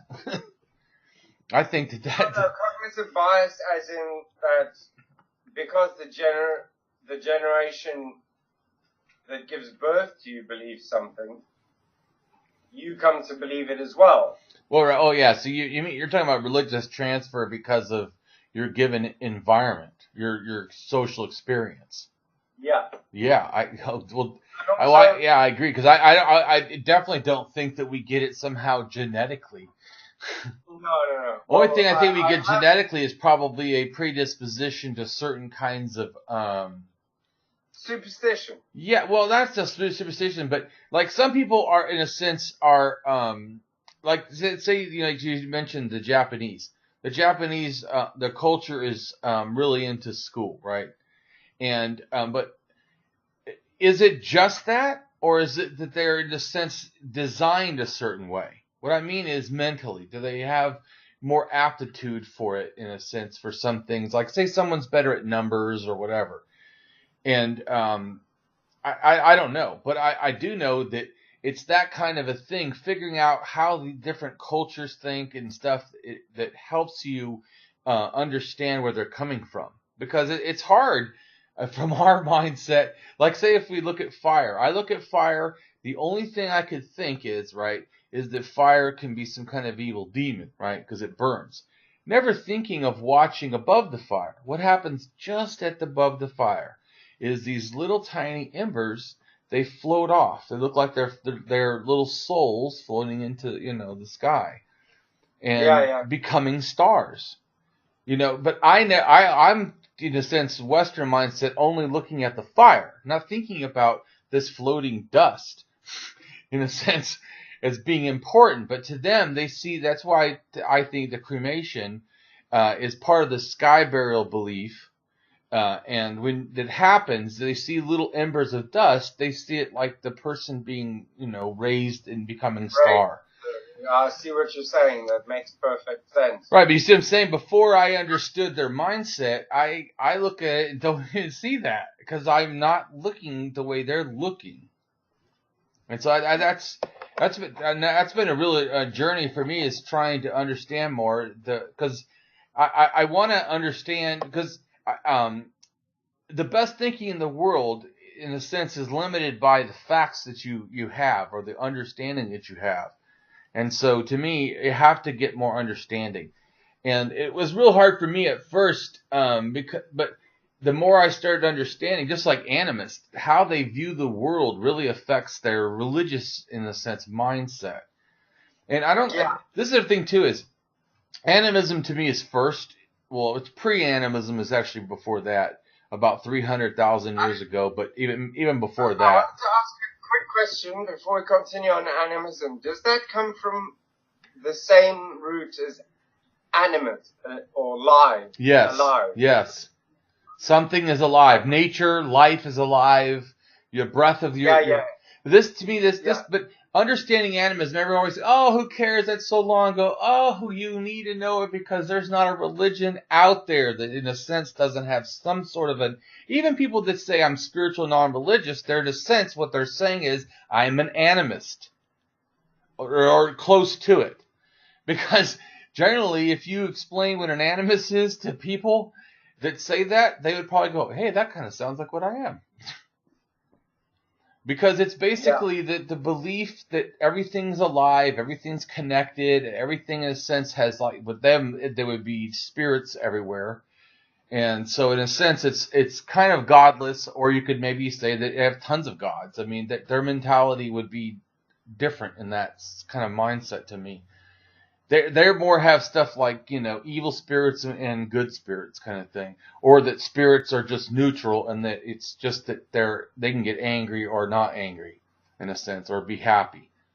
And so the more things you do, in a sense, it's not like a moral system. And that's what's hard to understand too. They don't have the direct moral system as an animist. But see, animism is important to understand because it helps you then understand other religions, like the religions today, who still have animism. Like the whole idea of, like, say, Gesundheit, right? When you sneeze, well, the idea, in a sense, is that your soul is shooting out of your mouth, and you're hoping it comes back in. But in general, though, this goes back to the belief, to me, in the Bible, that, in a sense, God's the breath of life. What they really mean when they're saying that is your soul is your air. So every time you breathe, your soul, in a sense, is coming into you or leaving or whatever, in a sense. And so that's why when you stop breathing, then your soul's gone. It can't get back in your body or whatever. Anyways. Well, that's weird. That's weird. That's a weird idea because Eastern philosophy considers or states that we have a limited amount of breaths, and that's what defines the length of our lives. But the whole idea of breath being important, that would still go back to the fact that at one time it was considered itself a spirit, an actual something, not just like a nothing, like, you know what I'm saying? But interestingly, scientifically, they're kind of correct. Well, yeah. If you die of old age, you die of oxidization. Yeah. Interesting. Okay? And when I trained Tai Chi, they trained me to breathe slower and slower and slower, which brought an amount of focus to me that was incredible. I was a naturally good boxer, but it's pretty much a high octane sport compared to Tai Chi, which is far more effective. I mean, you bring me a champion boxer, if he throws a punch at me, I'm going to put him down for good, you know.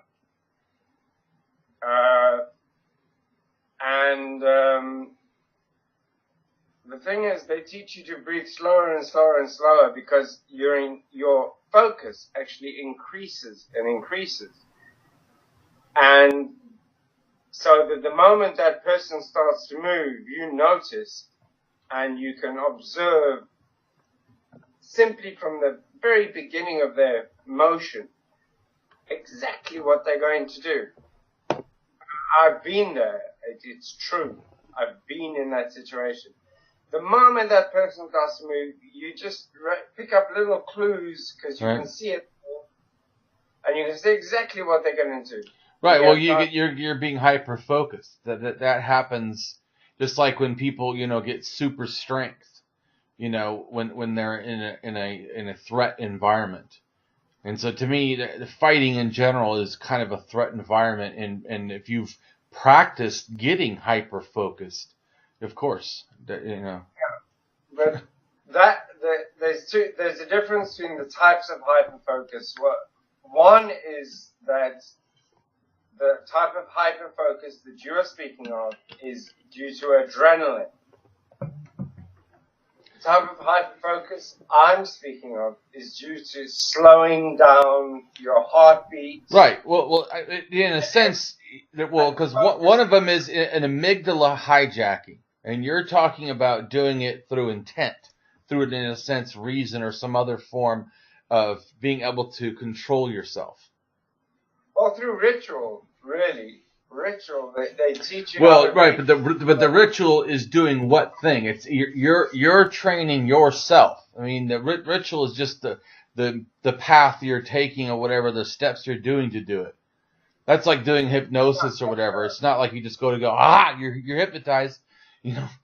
There's a process to doing that, and some people are more, as you said, about being apt to it. There's some people that I've watched shows and they have a problem being hypnotized, and some people don't. I can't be hypnotized. What's that? I can't be hypnotized. Okay. Well, I don't know. I have a job because of that. Cool. I was once offered a very, very, very well-paying job as South Africa's main hypnotist, who's called Alain D. Wolf. It's Alan with an I before the N. Alain D. Wolf. Wolf spelled with a double O, otherwise just like Wolf. He wanted me to be his assistant for the thing because, he usually used women who'd done gymnastics and stuff. but you can sort of tell on a woman that that they have a strong body, especially if they're dressed skimpily. Whereas with me, I only weighed 65 kilograms at 5'10", which is I don't know exactly how many it's 5'10" and a bit, nearly 5'11". I'm 1 meter and 77 centimeters tall, weighing 65 kilograms at that time. I now weigh 70 kilograms, but it's partially due to an accident I had 16 or so months ago where I died and nothing happened. No tunnel of light, no near-death experience, just simply my body shut down. Luckily for me, I had taken a 7 meter plunge onto my head and then rolled backwards down a further flight of stairs, causing 3 major brain bleeds. And the doctors say the reason I don't have any cognitive brain damage is because I wasn't breathing and I wasn't moving. So my brain just managed to slowly extract the oxygen from the blood that was flooding my skull and keep itself in good enough shape to survive and be revived 15 minutes later. I was declared dead about 3 minutes after the incident by the paramedics. And when the police arrived, the body squad, one of them noticed that my lips hadn't started turning blue and sort of began reanimation, and apparently I just started breathing straight away. But I haven't managed to speak to any of these people. This is just police reports I've read. But it is the brain damage that I had resulted in a complete separation of the left and right sides of my body. I lost all muscle memory in my left-hand side of my body. I retained it in my right-hand side of my body, but was unable to feel the right-hand side of my body. The right-hand side of my body is still, to this day, experiencing hypothermia,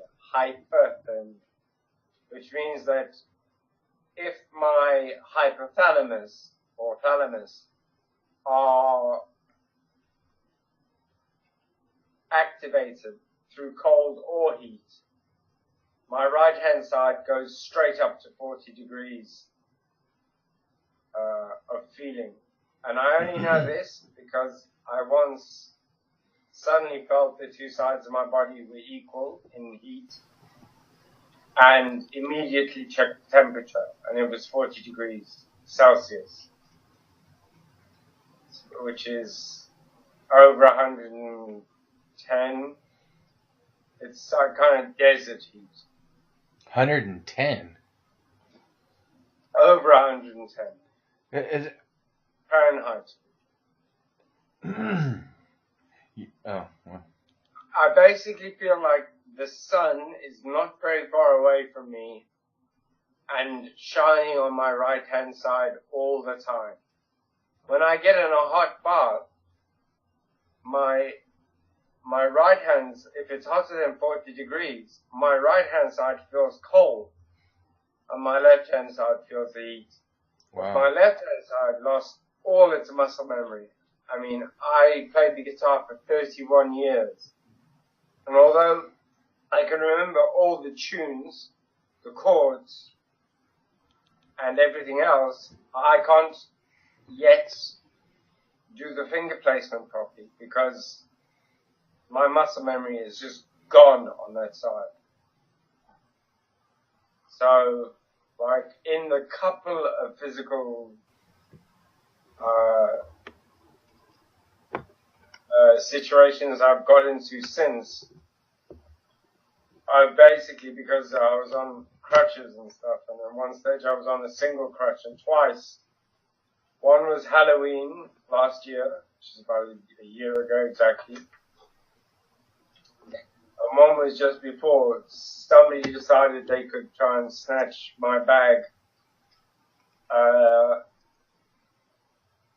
which is like an over-shoulder sort of handbag thing, which like hangs on my left-hand side, but the strap goes over the right-hand side of my neck, and it has my phone, my wallet, everything in it. Because I gained a huge amount of ass muscle on the right-hand side from pushing myself around with my right-hand side for so long that I could no longer put any of my trousers on. My ass muscle got so big. Let's go back to the religion stuff. What is the best thing you think that you've found, or the most interesting thing that you Well, firstly, due to the age of the internet and stuff coming up, I wasn't that involved in the whole atheist thing at first. I decided instead to learn the history. And what I found is what we were discussing earlier, which is a repetition of the myths with slight adjustments, and no real definitions. I mean, all supposed messiahs were born either of virgins or born from the flesh of the side of a goddess or whatever, or a mother of a messiah, or a god was born thusly. And I just clearly saw that cognitive bias plus history had just converted these stories into what was then fixed about 1,750 years ago or so as Roman Catholicism, which was and is, I can argue, the Romans' attempt at global domination. They fought Christianity for a while. They couldn't beat it. They went, okay, can't beat them, join them, incorporate them. Which to me was a pagan thing to do anyways, because Roman myths, in a sense, are Greek and Thracian, that is, they pronounce it myths, whatever. Hermes and Mercury are the same guy. Yeah. And then you gotta understand is Greek myths come from Crete. But the Crete myths, see, the people of Crete actually come from Turkey 9,100 years ago. And Turkey's myths start about 12,000 for paganism over in southeast Turkey at the Göbekli Tepe, and over in Catalhok, which is a religious built city with the goddess and the bull stuff in it, and with sky burial about 9,000 years ago in central Turkey. The reason both these places were important is both of them actually were near obsidian mines. They're not that far from. And those obsidian mines go all the way down to Egypt and over to Mesopotamia also. And the Sumerians, where were they placed? To me, the Sumerians, I don't know exactly where they're from per se, but I would say that they use loan words, at least 5, from Turkey. So, but then again, the words had to do with metallurgy, which probably came from up there in a sense to begin with. But like I said, they were traveling up and down the Tigris and Euphrates rivers, and they were also going along the coast and the land routes. I mean, there was a lot of trade. Yeah, but I mean, human diaspora happened The what now? at least 250,000 years ago. You mean in animism or pre-animism? Human diaspora, just leaving Africa and going to other parts of the world. Oh, you're talking about humanoids, not really like Homo sapiens sapiens, right? You're talking about proto-humans. Right. Okay, just who developed. yeah, I understand. Like Homo erectus, Homo habilis. Is that what you're talking about? Neanderthals. Also, arguably say that we are no longer Homo sapiens in that sense. Well, we're not the only ones. We're Homo sapiens sapiens, and those other ones are Homo sapien neanderthalis and Homo sapien Desovian or Desovian or whatever it is. Devonian. So, but anyways, so yeah, and Homo sapien, Homo erectus or whatever, almost, these people should be in the sense. Homo erectus is the direct ancestor of all Homo sapien. Right. Neanderthalic, Cro-Magnon, etc. Yes. Well, the Cro-Magnon were just, in a sense, Homo sapiens sapiens that were in Europe at a certain given time, like the earliest ones. I don't like using that word that often about Cro-Magnons because people think of them as somehow some kind of different, like a Neanderthal. They're not. Cro-Magnons are just European, the earliest Europeans. That's all. Yeah, they interbred with. Oh, definitely. I think probably forcibly. I bet you it was more like rape and less like marriage or what some kind of a nice thing because a kid. Whose part? I think that it could have been either part really, but I really think it was probably the humans against the Neanderthals because humans were in a lot bigger groups than Neanderthals traveled in. I mean, the first humans, no, but humans didn't take long to be a lot more into population, and humans are way more social in the fact of even being in clans and bigger groups. Because Neanderthals were like 10, 15, it's like a family or maybe a few extra people. It's not they were spread out and there was a lot of them, but they didn't, do that human thing that we like to do because we're more feminized than they are, and that is have larger groups. Yeah. I see what you're saying. And just think, if I'm a group of 50 and I come up and you have 8 people and you have a woman and I want it, who do you think leaves with the woman? I mean, and so even if it wasn't flat out war, I could have just come up and go, I'm taking that, and I'm out of here. You should just be happy we don't kill you. I mean, I don't think that I'm not saying that all of it was like. Anyway. What's that now? Or they kill them and they take the woman anyway. Well, yeah, and I'm not saying that that happened all the time, but I would say that some of the goddesses, like about 28,000, and Neanderthals are to about 30 or somewhere around there. It could have been to a little bit later, but especially in Spain. But in southern Spain.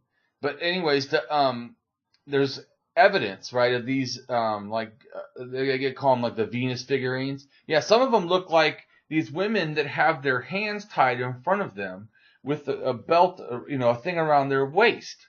Yeah, I know what you're. Yeah, those don't look friendly, and around their neck and around their boobs, it doesn't look. It looks like slaves, like sex slaves or something, which, like I said. This is the interesting thing, is almost all the DNA, in a sense, from the Neanderthal that if I remember right, is it's almost all female. So we were mating mainly with the females, and there's not that much cross transfer. In other words, there's not a whole bunch of Neanderthal population with human people, but there is humans with Neanderthal. The maximum they've found is 6%. Neanderthal DNA. Right, but I'm talking about the DNA we got. It was from female Neanderthals instead of, you see what I'm saying? It's not like the males were impregnating our females. So what is that? So it certainly it wasn't that wasn't to be a surprise. Look at what happens today when you have more forces and you don't care about ethics or whatever, or human rights. Which why would they back then? They didn't even have the concept. It was just all about survival to them. Yeah. They'll take whatever they want. Yeah. But I do think that there probably was also some pretty hostile unless they dislearn that behavior. Right. And I'm not saying that they all had to be hostile, and I don't think that maybe all experiences, because there was a lot of people in a lot of areas with a lot of different Neanderthals. And like I said, to me, Neanderthals were probably a little more varied in how they, even though they interrelated with other Neanderthals, but they also did lots of incest, so they did a lot of not really going places. So they didn't. That's one reason why I think they didn't have that much evolution compared to how fast humans did. Humans do a lot of interaction with each other, where the Neanderthals did a lot more isolated stuff. They did have some trade networks, but they still were much less. I agree with that on a genetic basis, in that the more inbreeding you have, the less likely you are to have produce breeding stock. Yeah. Well, yeah, and I'm sure that they had a problem with that too, obviously. But it's just like the totemism to me comes about that time. Our interaction with them. I think they were kind of doing it in a sense before us. We were these animists, and so we go and we meet this new people. And there's several things to me that's kind of totemism is about clans. So it's about us and them. Who are we as opposed to other people? And who is other people? Everyone has, in a sense, their place where they belong. That's a different than the mindset totally for an animist. And then there's a sacred profane, where before in animism, in a sense, there's the idea of something being sacred or profane doesn't make sense because everything is sacred. So, but now you have the difference in some things are special, and then just like a rock is in a sense is not really that special, but if I draw on or if I carve on it, now this rock becomes, a special rock. It's more than itself. And so to me, you start getting a lot of rock art, and to me, the people that don't understand, there was light rock art pre-human, in a sense, or I should say. Because there's Neanderthal rock art that goes back 66,000 years ago, and then one of it at I think it's at 45, which is almost about the time that we meet them. And so the time we meet them, they're already doing rock art, even though not very often, and not very in-depth rock art. It's very basic. But so they were starting to do stuff. To me, they're starting to make this thing, because I think that also they may have helped us do animism, meeting them, because they were doing burial before us. Anyways, but so when we met them again, to me they were already wearing black stuff. They were already using like crow feathers and eagle feathers or eagle talons. They were making necklaces. They were already doing kind of like jewelry and stuff. So. And even Desovians at 40,000, there's a bracelet that had to have been made by a Desovian over there in Desovian cave over there in Siberia. That it is made out of, I think it's some kind of green stone. Looks almost like jade. And it was like a bracelet. And it's like, it has like a hole drilled in it and a little thing that hangs down. And it was probably like a sacred thing, because they said it's too fragile to delicate. If you wore it around, it might break. But probably something called tektite, which is comes from comets. Yeah, I'm not sure, but that would be an interesting thought, because I think by about 30,000 years ago with shamanism, there's bones that they've made like they're watching the moon, the stages of the moon as it's moving. And I also think that they had an idea of the stars, in a sense, being ancestors. And even in Native Americans, like the Siberians became, in a sense, Native Americans, the Paleo-Siberians. They went over the the ice bridge. Yeah. Anyways, and also Bergernia, or wherever it's called, there was a landmass that actually connected the two continents, and they were able to actually just walk across at a certain point. But yeah, there was ice all over the place.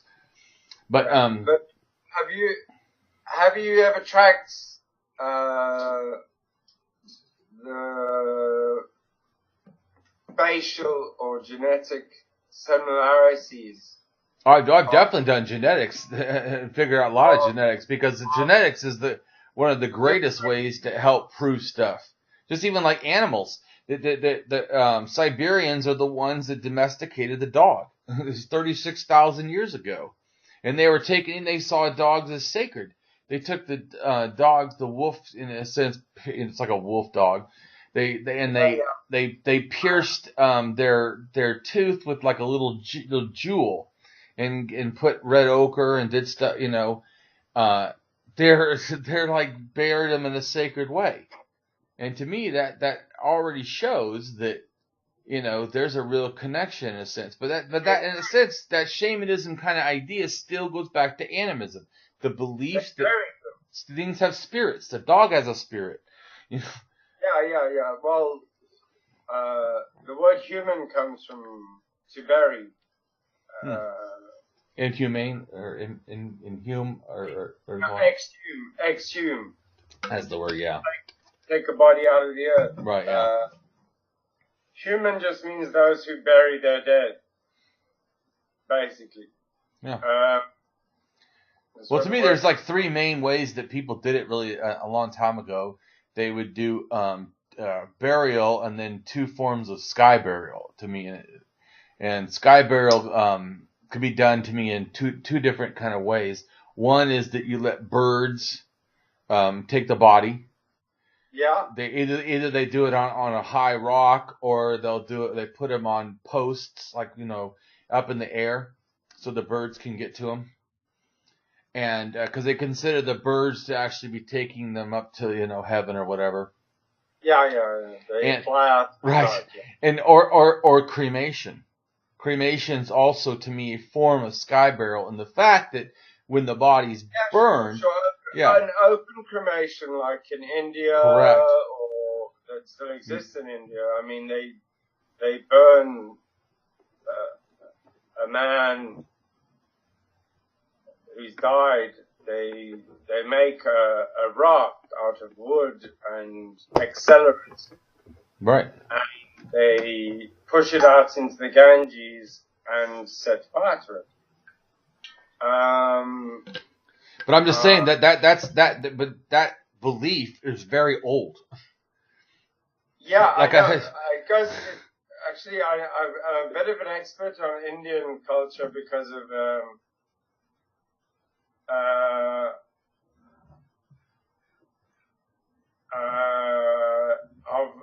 the jewelry shop that I managed.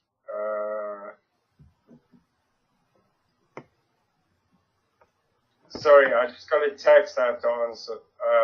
Well, that's fine. I really should get going. It's been great. I've got something to explain to you. Okay. It's just you asked me earlier where my atheism and all of that.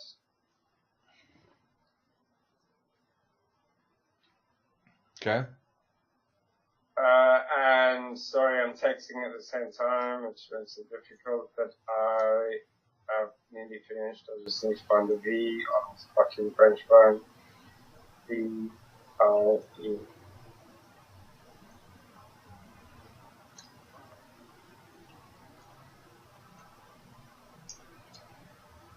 Okay, done. You were asking me how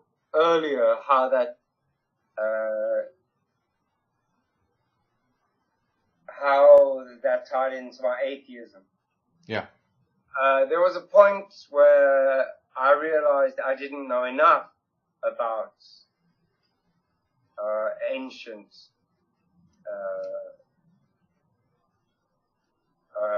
religious systems. So I did a quick study of all I could get my hands on, basically starting with, I suppose the Sumerians, maybe that might have been the earliest, where the features of modern Christianity are clearly involved. Or is it the Egyptians? I'm not sure who came first at the moment. What? Who came first? It was Sumerians or before Egyptians? Okay, so you have the Sumerians, you have her giving birth, from her side, the child god emerges parthenogenically. That almost sounds like how they say Buddha was born. Yeah, Buddha's not considered a god, although he's revered as one. No, I know, but I'm saying, but he was supposedly born out of his mother's side or something like that. Oh, well, because his mother had been touched in a dream by a white elephant or something like that. Yeah. Well, it just goes to show that all the stories, I just found that all the stories were the same. They have a lot of similarities, yes. Building up and building up, and then like Legos. If you just add the elements of time and new beliefs, they were converted for specific cultures. Oh, definitely. But the basic myths are the same. Yeah. Until we got the revealed religions around 2,000 years ago, 3,000 years ago, of Judaism and Christianity. What do you mean by revealed religions? What does that mean? As in, somebody said God spoke to me. Oh. Before that, it's all guess. It's all guesswork. Nobody ever claims that a God came down and spoke to them. Revealed religions means that... Well, in Hinduism, I know in Hinduism they say the Bhagavad Gita, but I can't remember when that was published. I know the Vedas are older. The Bhagavad Gita is younger. Whenever the Bhagavad Gita was done, that supposedly is I think it's God talking to a Brahma, like is it Krishna? God Krishna talking to a Brahma or something. Anyways, but it's supposedly something like that. Well, Krishna was a man. Well, I don't believe the real Hindu stories, but in the story, he supposedly was a god. Buddha was a man. Yeah, Buddha was supposed to be a man, yeah. Siddhartha was his name. Mm-hmm. Right, because the Buddha is really a title. Just like Jesus Christ is two titles. No. As opposed to Jesus Christ, which is a title. Which is... Well, Buddha's not his name, so that's a title. No, but they say the Buddha. Well, I think that's just classification because everyone knows the original first one. But in a sense, people attain Buddhahood, and there's also other Buddhas. In fact, he's not even the only Buddha in Buddhism. So because there's other Buddhas. It's like you could. As far as I've gone into Buddhism, one of their main rules is, if you meet the Buddha in the road, kill him. Well, it depends on which kind of Buddhism you're talking about. Yeah, I understand, but... Because I'm saying, because there's different branches of Buddhism. As Buddhism didn't directly affect my life, I didn't feel like traveling to another continent and taking it away from them. You know? Yeah, see, I don't see it as me taking anything away from anybody. I'm telling the truth. If the truth doesn't match up with your beliefs, it is up to you and reason to decide you do not want these. Exactly. I mean, so, I like you said, deconvert. My goal is to spread truth. I spread what I know. or what I understand to the best of my knowledge. To what I try to teach. I try to transmit what is true as best I can. So if... The only way I could deconvert Christians was by telling them the truth. Well, I agree. That's one of the best ways. But I'm just saying is that my goal is not, in a sense, trying to, like, say it says some atheists, I feel like they're really trying to change people. Like, how do you change people? I don't try to change them. I simply become aware that they need to have information. I try to give the information. I try to do it as I would give to a friend. And yeah, I agree. Except for the brainwashed types who, upon the internet, just preach and won't well, listen. some people I have to block. I take the trouble of picking apart their argument to pieces and letting themselves leave the group rather than just leaving them alone. And so... I'll talk to very controversial people sometimes, and then after I'm done talking to them, then I block them. Like I've had people that tell me to go and, fuck myself. And depending on how angry I am that day, because that really depends, because sometimes I can be in an extremely bad mood, and I'll just block someone as soon as they say it. I wouldn't even talk to them. But often I don't do that. Often I get mad. Well, and go, okay. Profanity quite often, but not aimed at the person. Right, but I'm just saying that someone said that to me before, and I still sat there and I have a blog about it, and I still sat there and talked to them and reasoned them out of that belief, and then they apologized. But I don't have the time or desire to do that with every fucking asshole. I just don't. No, I perfectly understand, and internet is where you, especially Facebook discussion pages, are where you basically find the asshole. In most of the groups that I belong to that discuss between Christians and atheists, yeah, we had a recent flood of Nigerians, and I did some research on the subject and found that American evangelical churches have been doing missions in Nigeria in the last few years very intensively. Maybe their will is good and they're just trying to convince people not to join Boko Haram, but they are. Well, I doubt that's all they're doing. Oh, of course it's not all they're doing. I mean... And over in Africa, there's been Christians that have killed Muslims. In fact, just like the Buddhists doing it. Over in Myanmar, you have Buddhists that are the Rohingya Muslims are, getting a genocide. Yeah, but that's their fault. What is?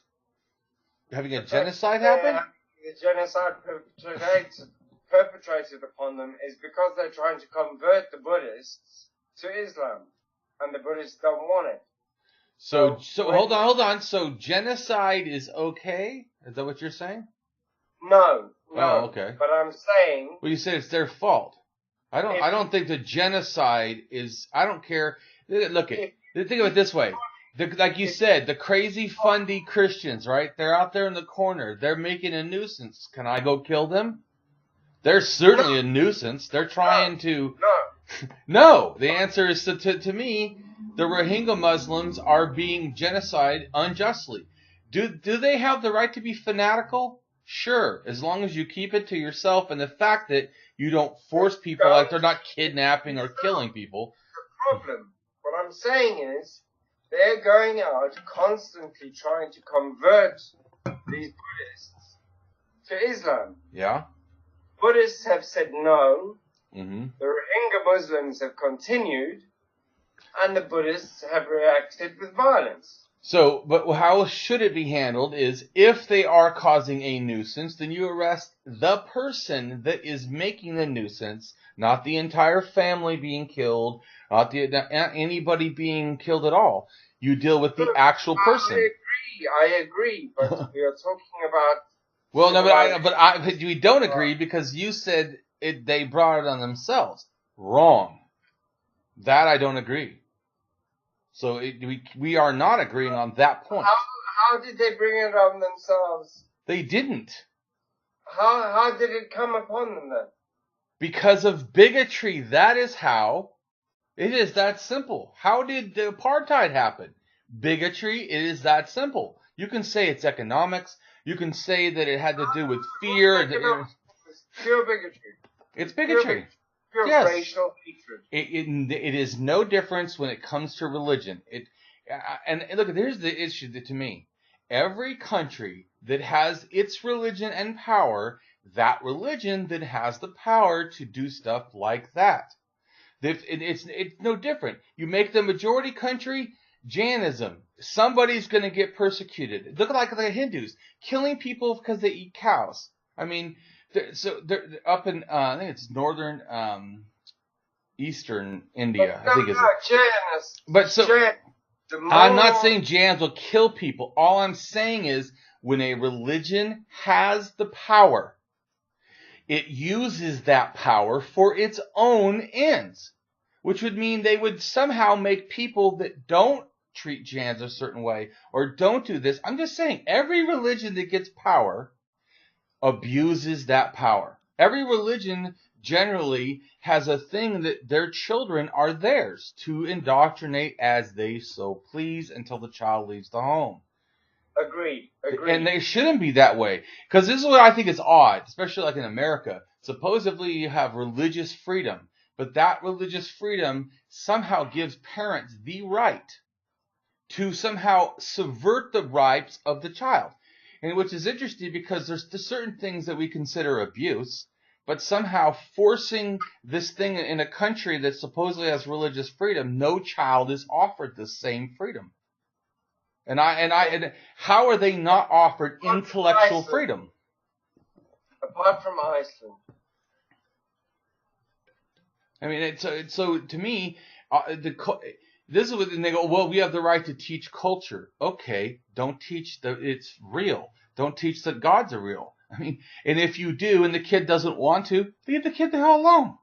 The kid, to me, a child has mental rights. I mean, seriously, it's about human rights. Is it not a human right to your own mind? I agree with you, but all I'm saying is that if you prod a tiger through a fence every day, the day the fence isn't there, if you go and prod the tiger and it rips you apart, it's not the tiger's fault.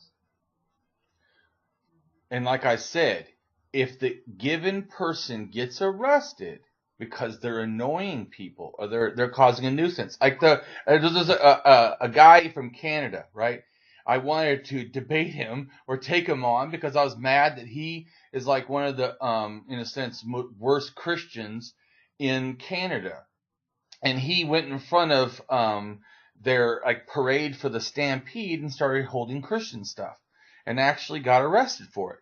That's appropriate. He's doing something ridiculous. And just like I said, that is what should happen to someone in India. That's what happened to someone in Afghanistan. That should happen to someone in Myanmar. It doesn't make a difference. Yeah, I understand that. You don't have a right to genocide people's whole thing. Nope, sorry. No, you just don't. No, I understand, and I agree. All right, then we agree about that. I take it back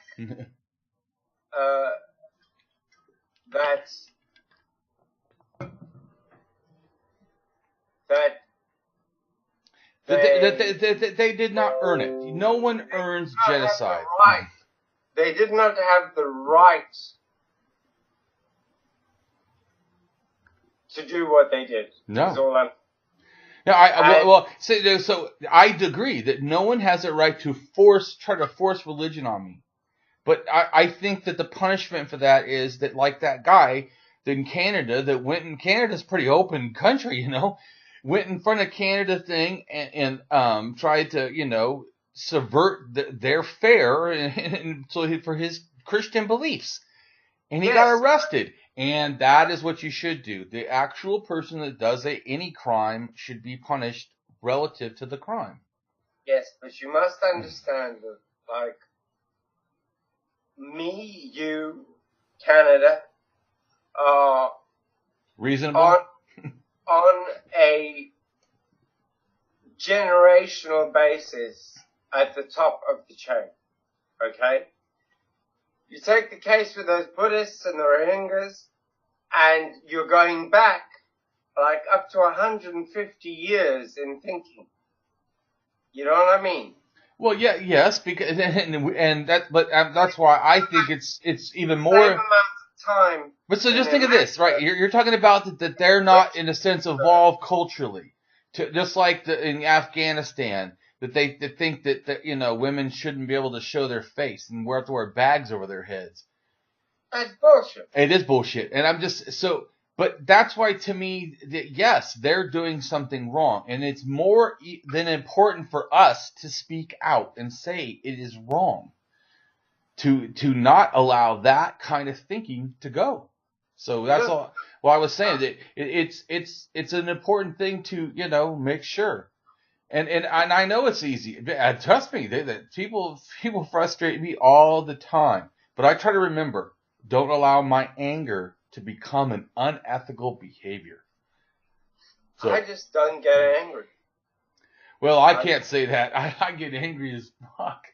Dude, there's one time, I now have probably 100,000 followers, almost all, I have 3 profiles on Facebook, and they're almost all at 5,000. But I at one time was so angry with people. I was down to like 50 friends.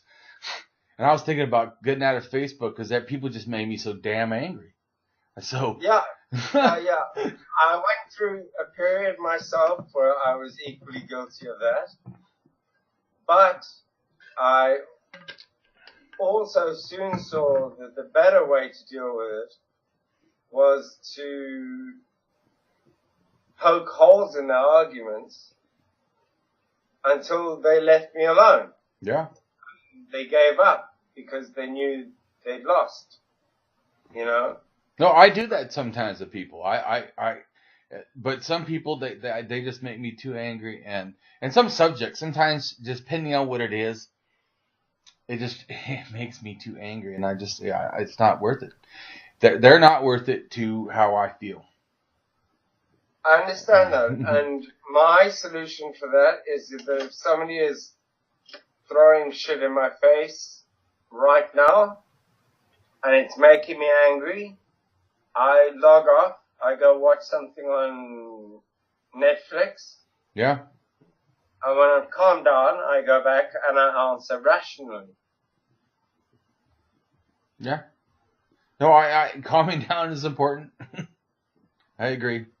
But anyways, I have to go. So, well, can I just give you a quick, because of the questions you asked me earlier, which I didn't answer.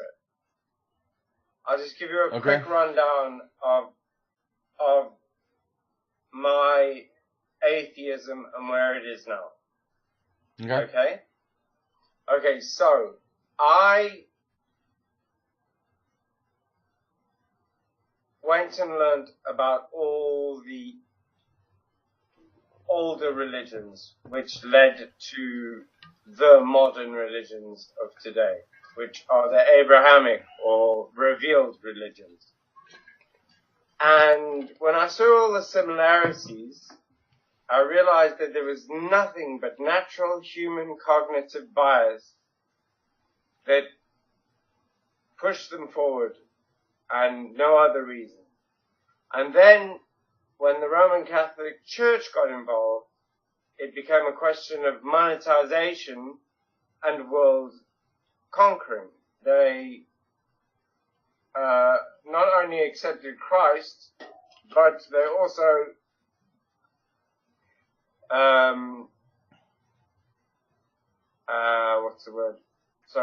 they also absorbed as many types of paganism in a token manner as was possible to keep everybody happy. Like, for instance, the cult of Mithras. The 25th of December comes from the cult of Mithras. It's not Jesus' birthday. It's the Mithras Day.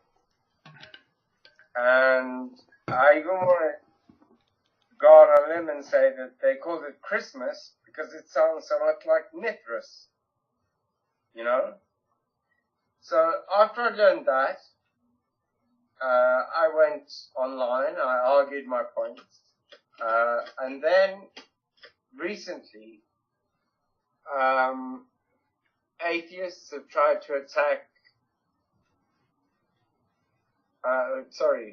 theists have tried to attack atheism using science, in which I am extremely well versed. So, at the moment, all I'm basically doing is knocking down the scientific arguments for the existence of God being necessary. So do you have videos or a blog or anything?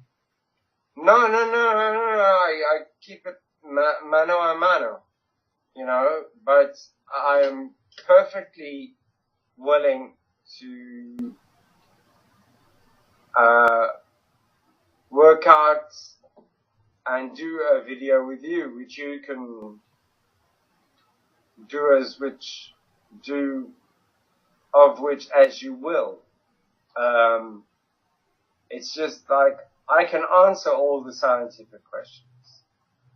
They can bring them on, and I can tell them why they're wrong. I can tell them. Well, you should, if you're good at that, you should figure out the ones that they say, write them down, then write your responses, and then we can talk about it.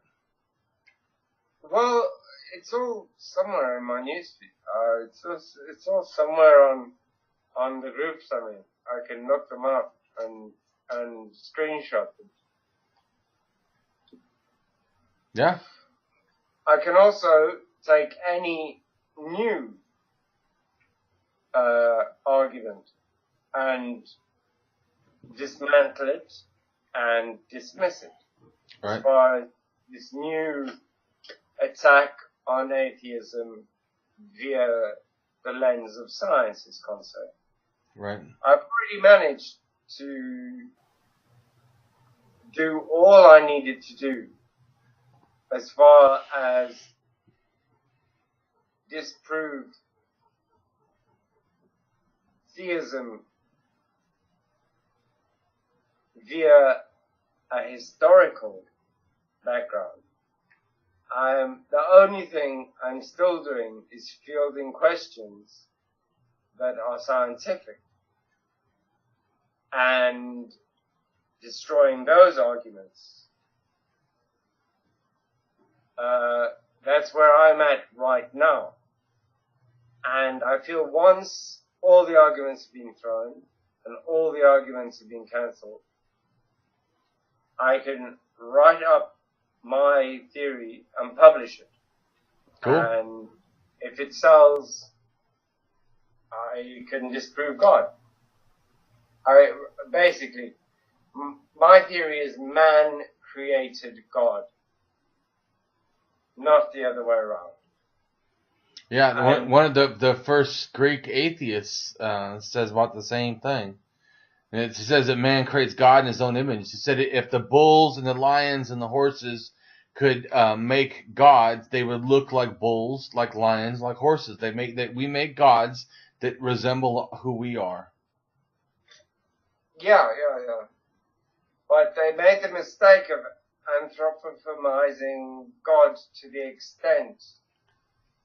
Well, I think God starts really in the idea of that starts really in totemism, and the fact that there's some sort of a representation of something in the spirit world, And to me, then ancestors, in a sense, get connected to that. And God, in a sense, everyone says we were born of God, we're children of God. I think it has to do with ancestors. But you studied psychology. Tell me that they can't all be ascribed to cognitive bias. Well, we have a bias towards animism in general. That most children before 7 years old have, in a sense, animistic kind of minds, or believe that things are alive, or that there's purpose for things, or something how is connected and it has a place and a meaning, and so that kind of. But that's like a superstitious kind of a nature we have. But I think that goes back to like it's. You have a disposition towards the superstitious. But to me, superstitions. Hold on a second. Didn't I explain to you? To me, superstitions, in a sense, are just a hangover of our natural survival mechanisms. They're not like special, or they just. It's like we're more aware. So because we're more aware, like hyper focus, like we're talking about, you could read people. To someone who can't do that, that looks like magic. In a sense, the hyper focus of me staring at stars and realizing I can tell where they're moving or whatever, or what this moon is doing. You start to, and then you start to realize crops go at that. So I can go, hey, we need to plant the crops soon because I'm looking at the stars, or the moon, or this place of it, So it's that sort of a science kind of stuff, which starts about 5,000 years ago. Logic, natural logic, into science. There's a reason why they call the night sky the celestial realm. Right. Because they thought the stars were actual ancestors floating in like heaven. Yeah. Just like, to me, the same reason why there's the desire to put halos around your head. It's a star or whatever around your head. It's a glow behind you or whatever. It's just, in a sense, it's the same kind of thinking. That those, in a sense, are our souls. I can see that being true. Oh, yeah. Well, and they thought animals, too, like animism. So then totemism gives the idea of animal spirits and stuff have more meaning for us. And so then, to me, that's when you get, like, the stars can be animals. But in a sense, those animals relate to who we are. Which clan, to me, that relates to that idea. What clan we're in. I'm the clan of the, crab. The clan of the, whatever. I'm the goat myself. You get what I'm saying? Like the different animals, like Chinese have the different animals, and you're born that year, you're part of that animal. But that, to me, goes back Zodiac to... 12, Right, Zodiac. 12. Right, but I'm saying is that goes back to me, in a sense, to totemistic ideas of clan. That this clan association with an anthropomorphic or animal or a human. I should say an ancestor human. I forget who wrote it. It could be Oscar Wilde. But it is to the effect of the most difficult thing for a man is to be on his own in a room and be comfortable with himself. And I think that is because of our ingrained and genetic need for clans. Oh yeah, for social, I agree. We're very pro-social animals. You can tell this because all you do is put someone in a solitary confinement, and a lot of them have, mental health issues. It is seriously not good for us, mental health-wise, to be isolated like that. Yeah, but then again, there are situations in the world, like one I've experienced myself, which was becoming quite famous in South Africa, where I had to pull myself into isolation. And it was the only way to regain my sanity at the time. Well, but that goes back to perspective. All of our experiences, in a sense, are a narrative that we tell ourselves and we tell others. and then how we change that narrative view changes. Like, let's just say if I told you about the Native American ceremony that pierces their body and hangs them up in the air, it sounds like torture, but they see it as an honor. So, so I'm just saying perspective. So if you're in isolation in a negative way, like I forced you in isolation, that's different than you choose. Yeah, it's true. But if you forced me into isolation, I would be in no more discomfort than if I put myself in self-imposed isolation. Well, some people can do that. I'm not saying it's 100%. Psychology is even when people say that certain people have a certain type of a mental health dysfunction, it doesn't mean you totally know what that is. Like if someone says someone has PTSD, well, you don't know how bad it's going to be. You don't know what's going to cause it, what's going to make it alleviated, what's going to make it more severe. There's different, So it's the main mental thing is there, the sensitivity or the hyper focus in a sense, and awareness and reaction relating back to the trauma, compared to just relating to what's going on at the moment. It's true, but strength of character has a lot to do with how well or badly you deal with these situations. Right, but you mean perspective.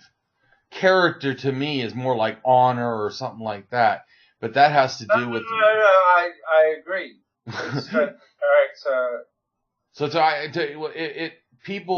everyone handles things differently depending on perspective. Now, this is the thing too, is some people are born with a different perspective. Like, I am mildly sociopath. I'm not super sensitive to other people's needs. I was born that way. I've trained myself to be not that way. But in a sense, I was born with a package that I'm not as affected. Yeah, I understand what you're saying. But so some people are born the exact opposite. Like my wife. Well, I'm just saying, people can be born the opposite. My wife is super sensitive. She notices and is affected by almost everything, and it's totally different than me in a sense. So even if we experience the same thing, I probably go or may not be as effective. Where she may be more effective. It doesn't make, because I just want to make a point, because in the sense of character thing, I don't want people to think, whether or not you're saying, I don't want people to think that I am okay with someone saying that someone has lower character because they can't deal with stuff as well. Everyone's different. Like I said, just because how I was, my perspective on the world is a lot more dull. I see it like as people's volume of care or whatever can be turned up or turned down. I think that we come with a default setting, in a sense, that my default setting was a little on the lower side of caring, and that we can actually raise it. And I do think, in a sense, our raising it, can help us pro-socially. I personally, for me, being someone who doesn't have that high of care, for when I care, I do feel it's a character thing. It is a moral choice that I've made to want to be a better human being. Better even than I was, in a sense, made, or that making the best, in a sense, out of what I was given. I agree, and I've done the same, but I merely had to take focus off the more sociopathic tendencies of my personality.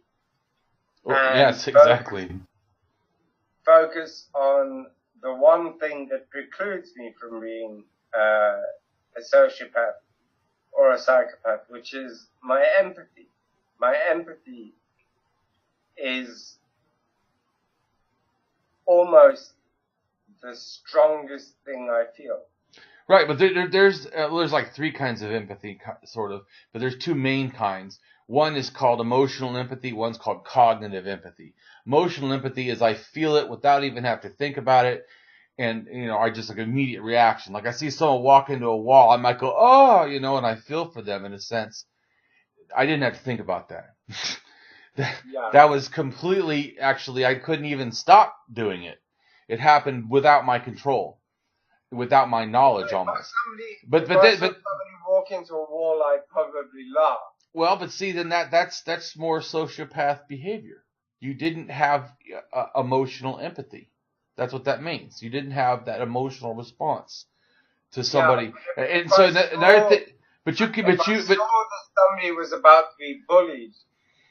But see, but that can still be cognitive empathy. See, empathy, like for me, it's a lot of it's cognitive empathy. I have more emotional empathy. I feel now, because of being around my wife for 15 years and her helping me, but I have more cognitive empathy. Cognitive empathy is an understanding of what's going on in other people, that other people are harmed or whatever. It's ability to feel what they're doing internally. And I also feel walking into a brick wall is a bad. Well, but whatever. It could be something different. It have an accident. If you saw someone's arm being chopped off, and you felt like a flinch, or you felt bad for them, or you felt that almost like your own arm was being cut or something, that is in a sense that emotional hijacking response. And some people it's lasts. It's not like short. A lot of people, it can vary how much, your reaction. I saw somebody's arm being cut off. My first reaction would be to go and try and save their life. Well, but did you get what I'm saying though? Is that I was just trying to give a reference of how the difference in the feeling. One is understanding, like from your mind. You can understand, and then because you understand, you care. And then there's one where you actually feel the feeling, and so you're compelled to care, almost without your control. Well, I have both. Oh, that's good. When I see people being victimized for no good reason, I get very angry and do whatever I can with the contacts I have to try and stop that situation. Well, that's good. If that's possible. Well, like I said, though, I gotta go, so I'm gonna go ahead and wrap it up. Okay, listen. We'll do a visual one. I got your Google Hangouts thing. Yeah, figure it out. So I'll figure that out, and we'll make a date for just after Halloween, because at the moment I'm growing my facial hair out to see what I can do with it for Movember. No problem. You know what Movember is, right? What November is? Movember with an M. No. Well, all female types of cancer have their ribbons and their weeks and their months. But more men actually die of cancer than women do. And Movember is when, as men, we can come together and use the only difference we really have with women, which is facial hair, to express our support for cancer research. Without well, cool. I already have a beard. Well, you have to do something flamboyant for them. Well, my beard is flamboyant. It is red. I know, I've seen your photo. But that's it all the time. At the moment, I'm sort of going, I think I'm going to end up looking like Guy Fawkes, the anonymous mask. Oh, yeah. That's the look I'm going for at the moment. I kind of look like him already. So. All right, well, it's been good talking to you. It's been good talking to you, man. We'll make a date for once my facial hair is in good shape and I can appear on video. Yep. No matter how ridiculous I look, I don't care what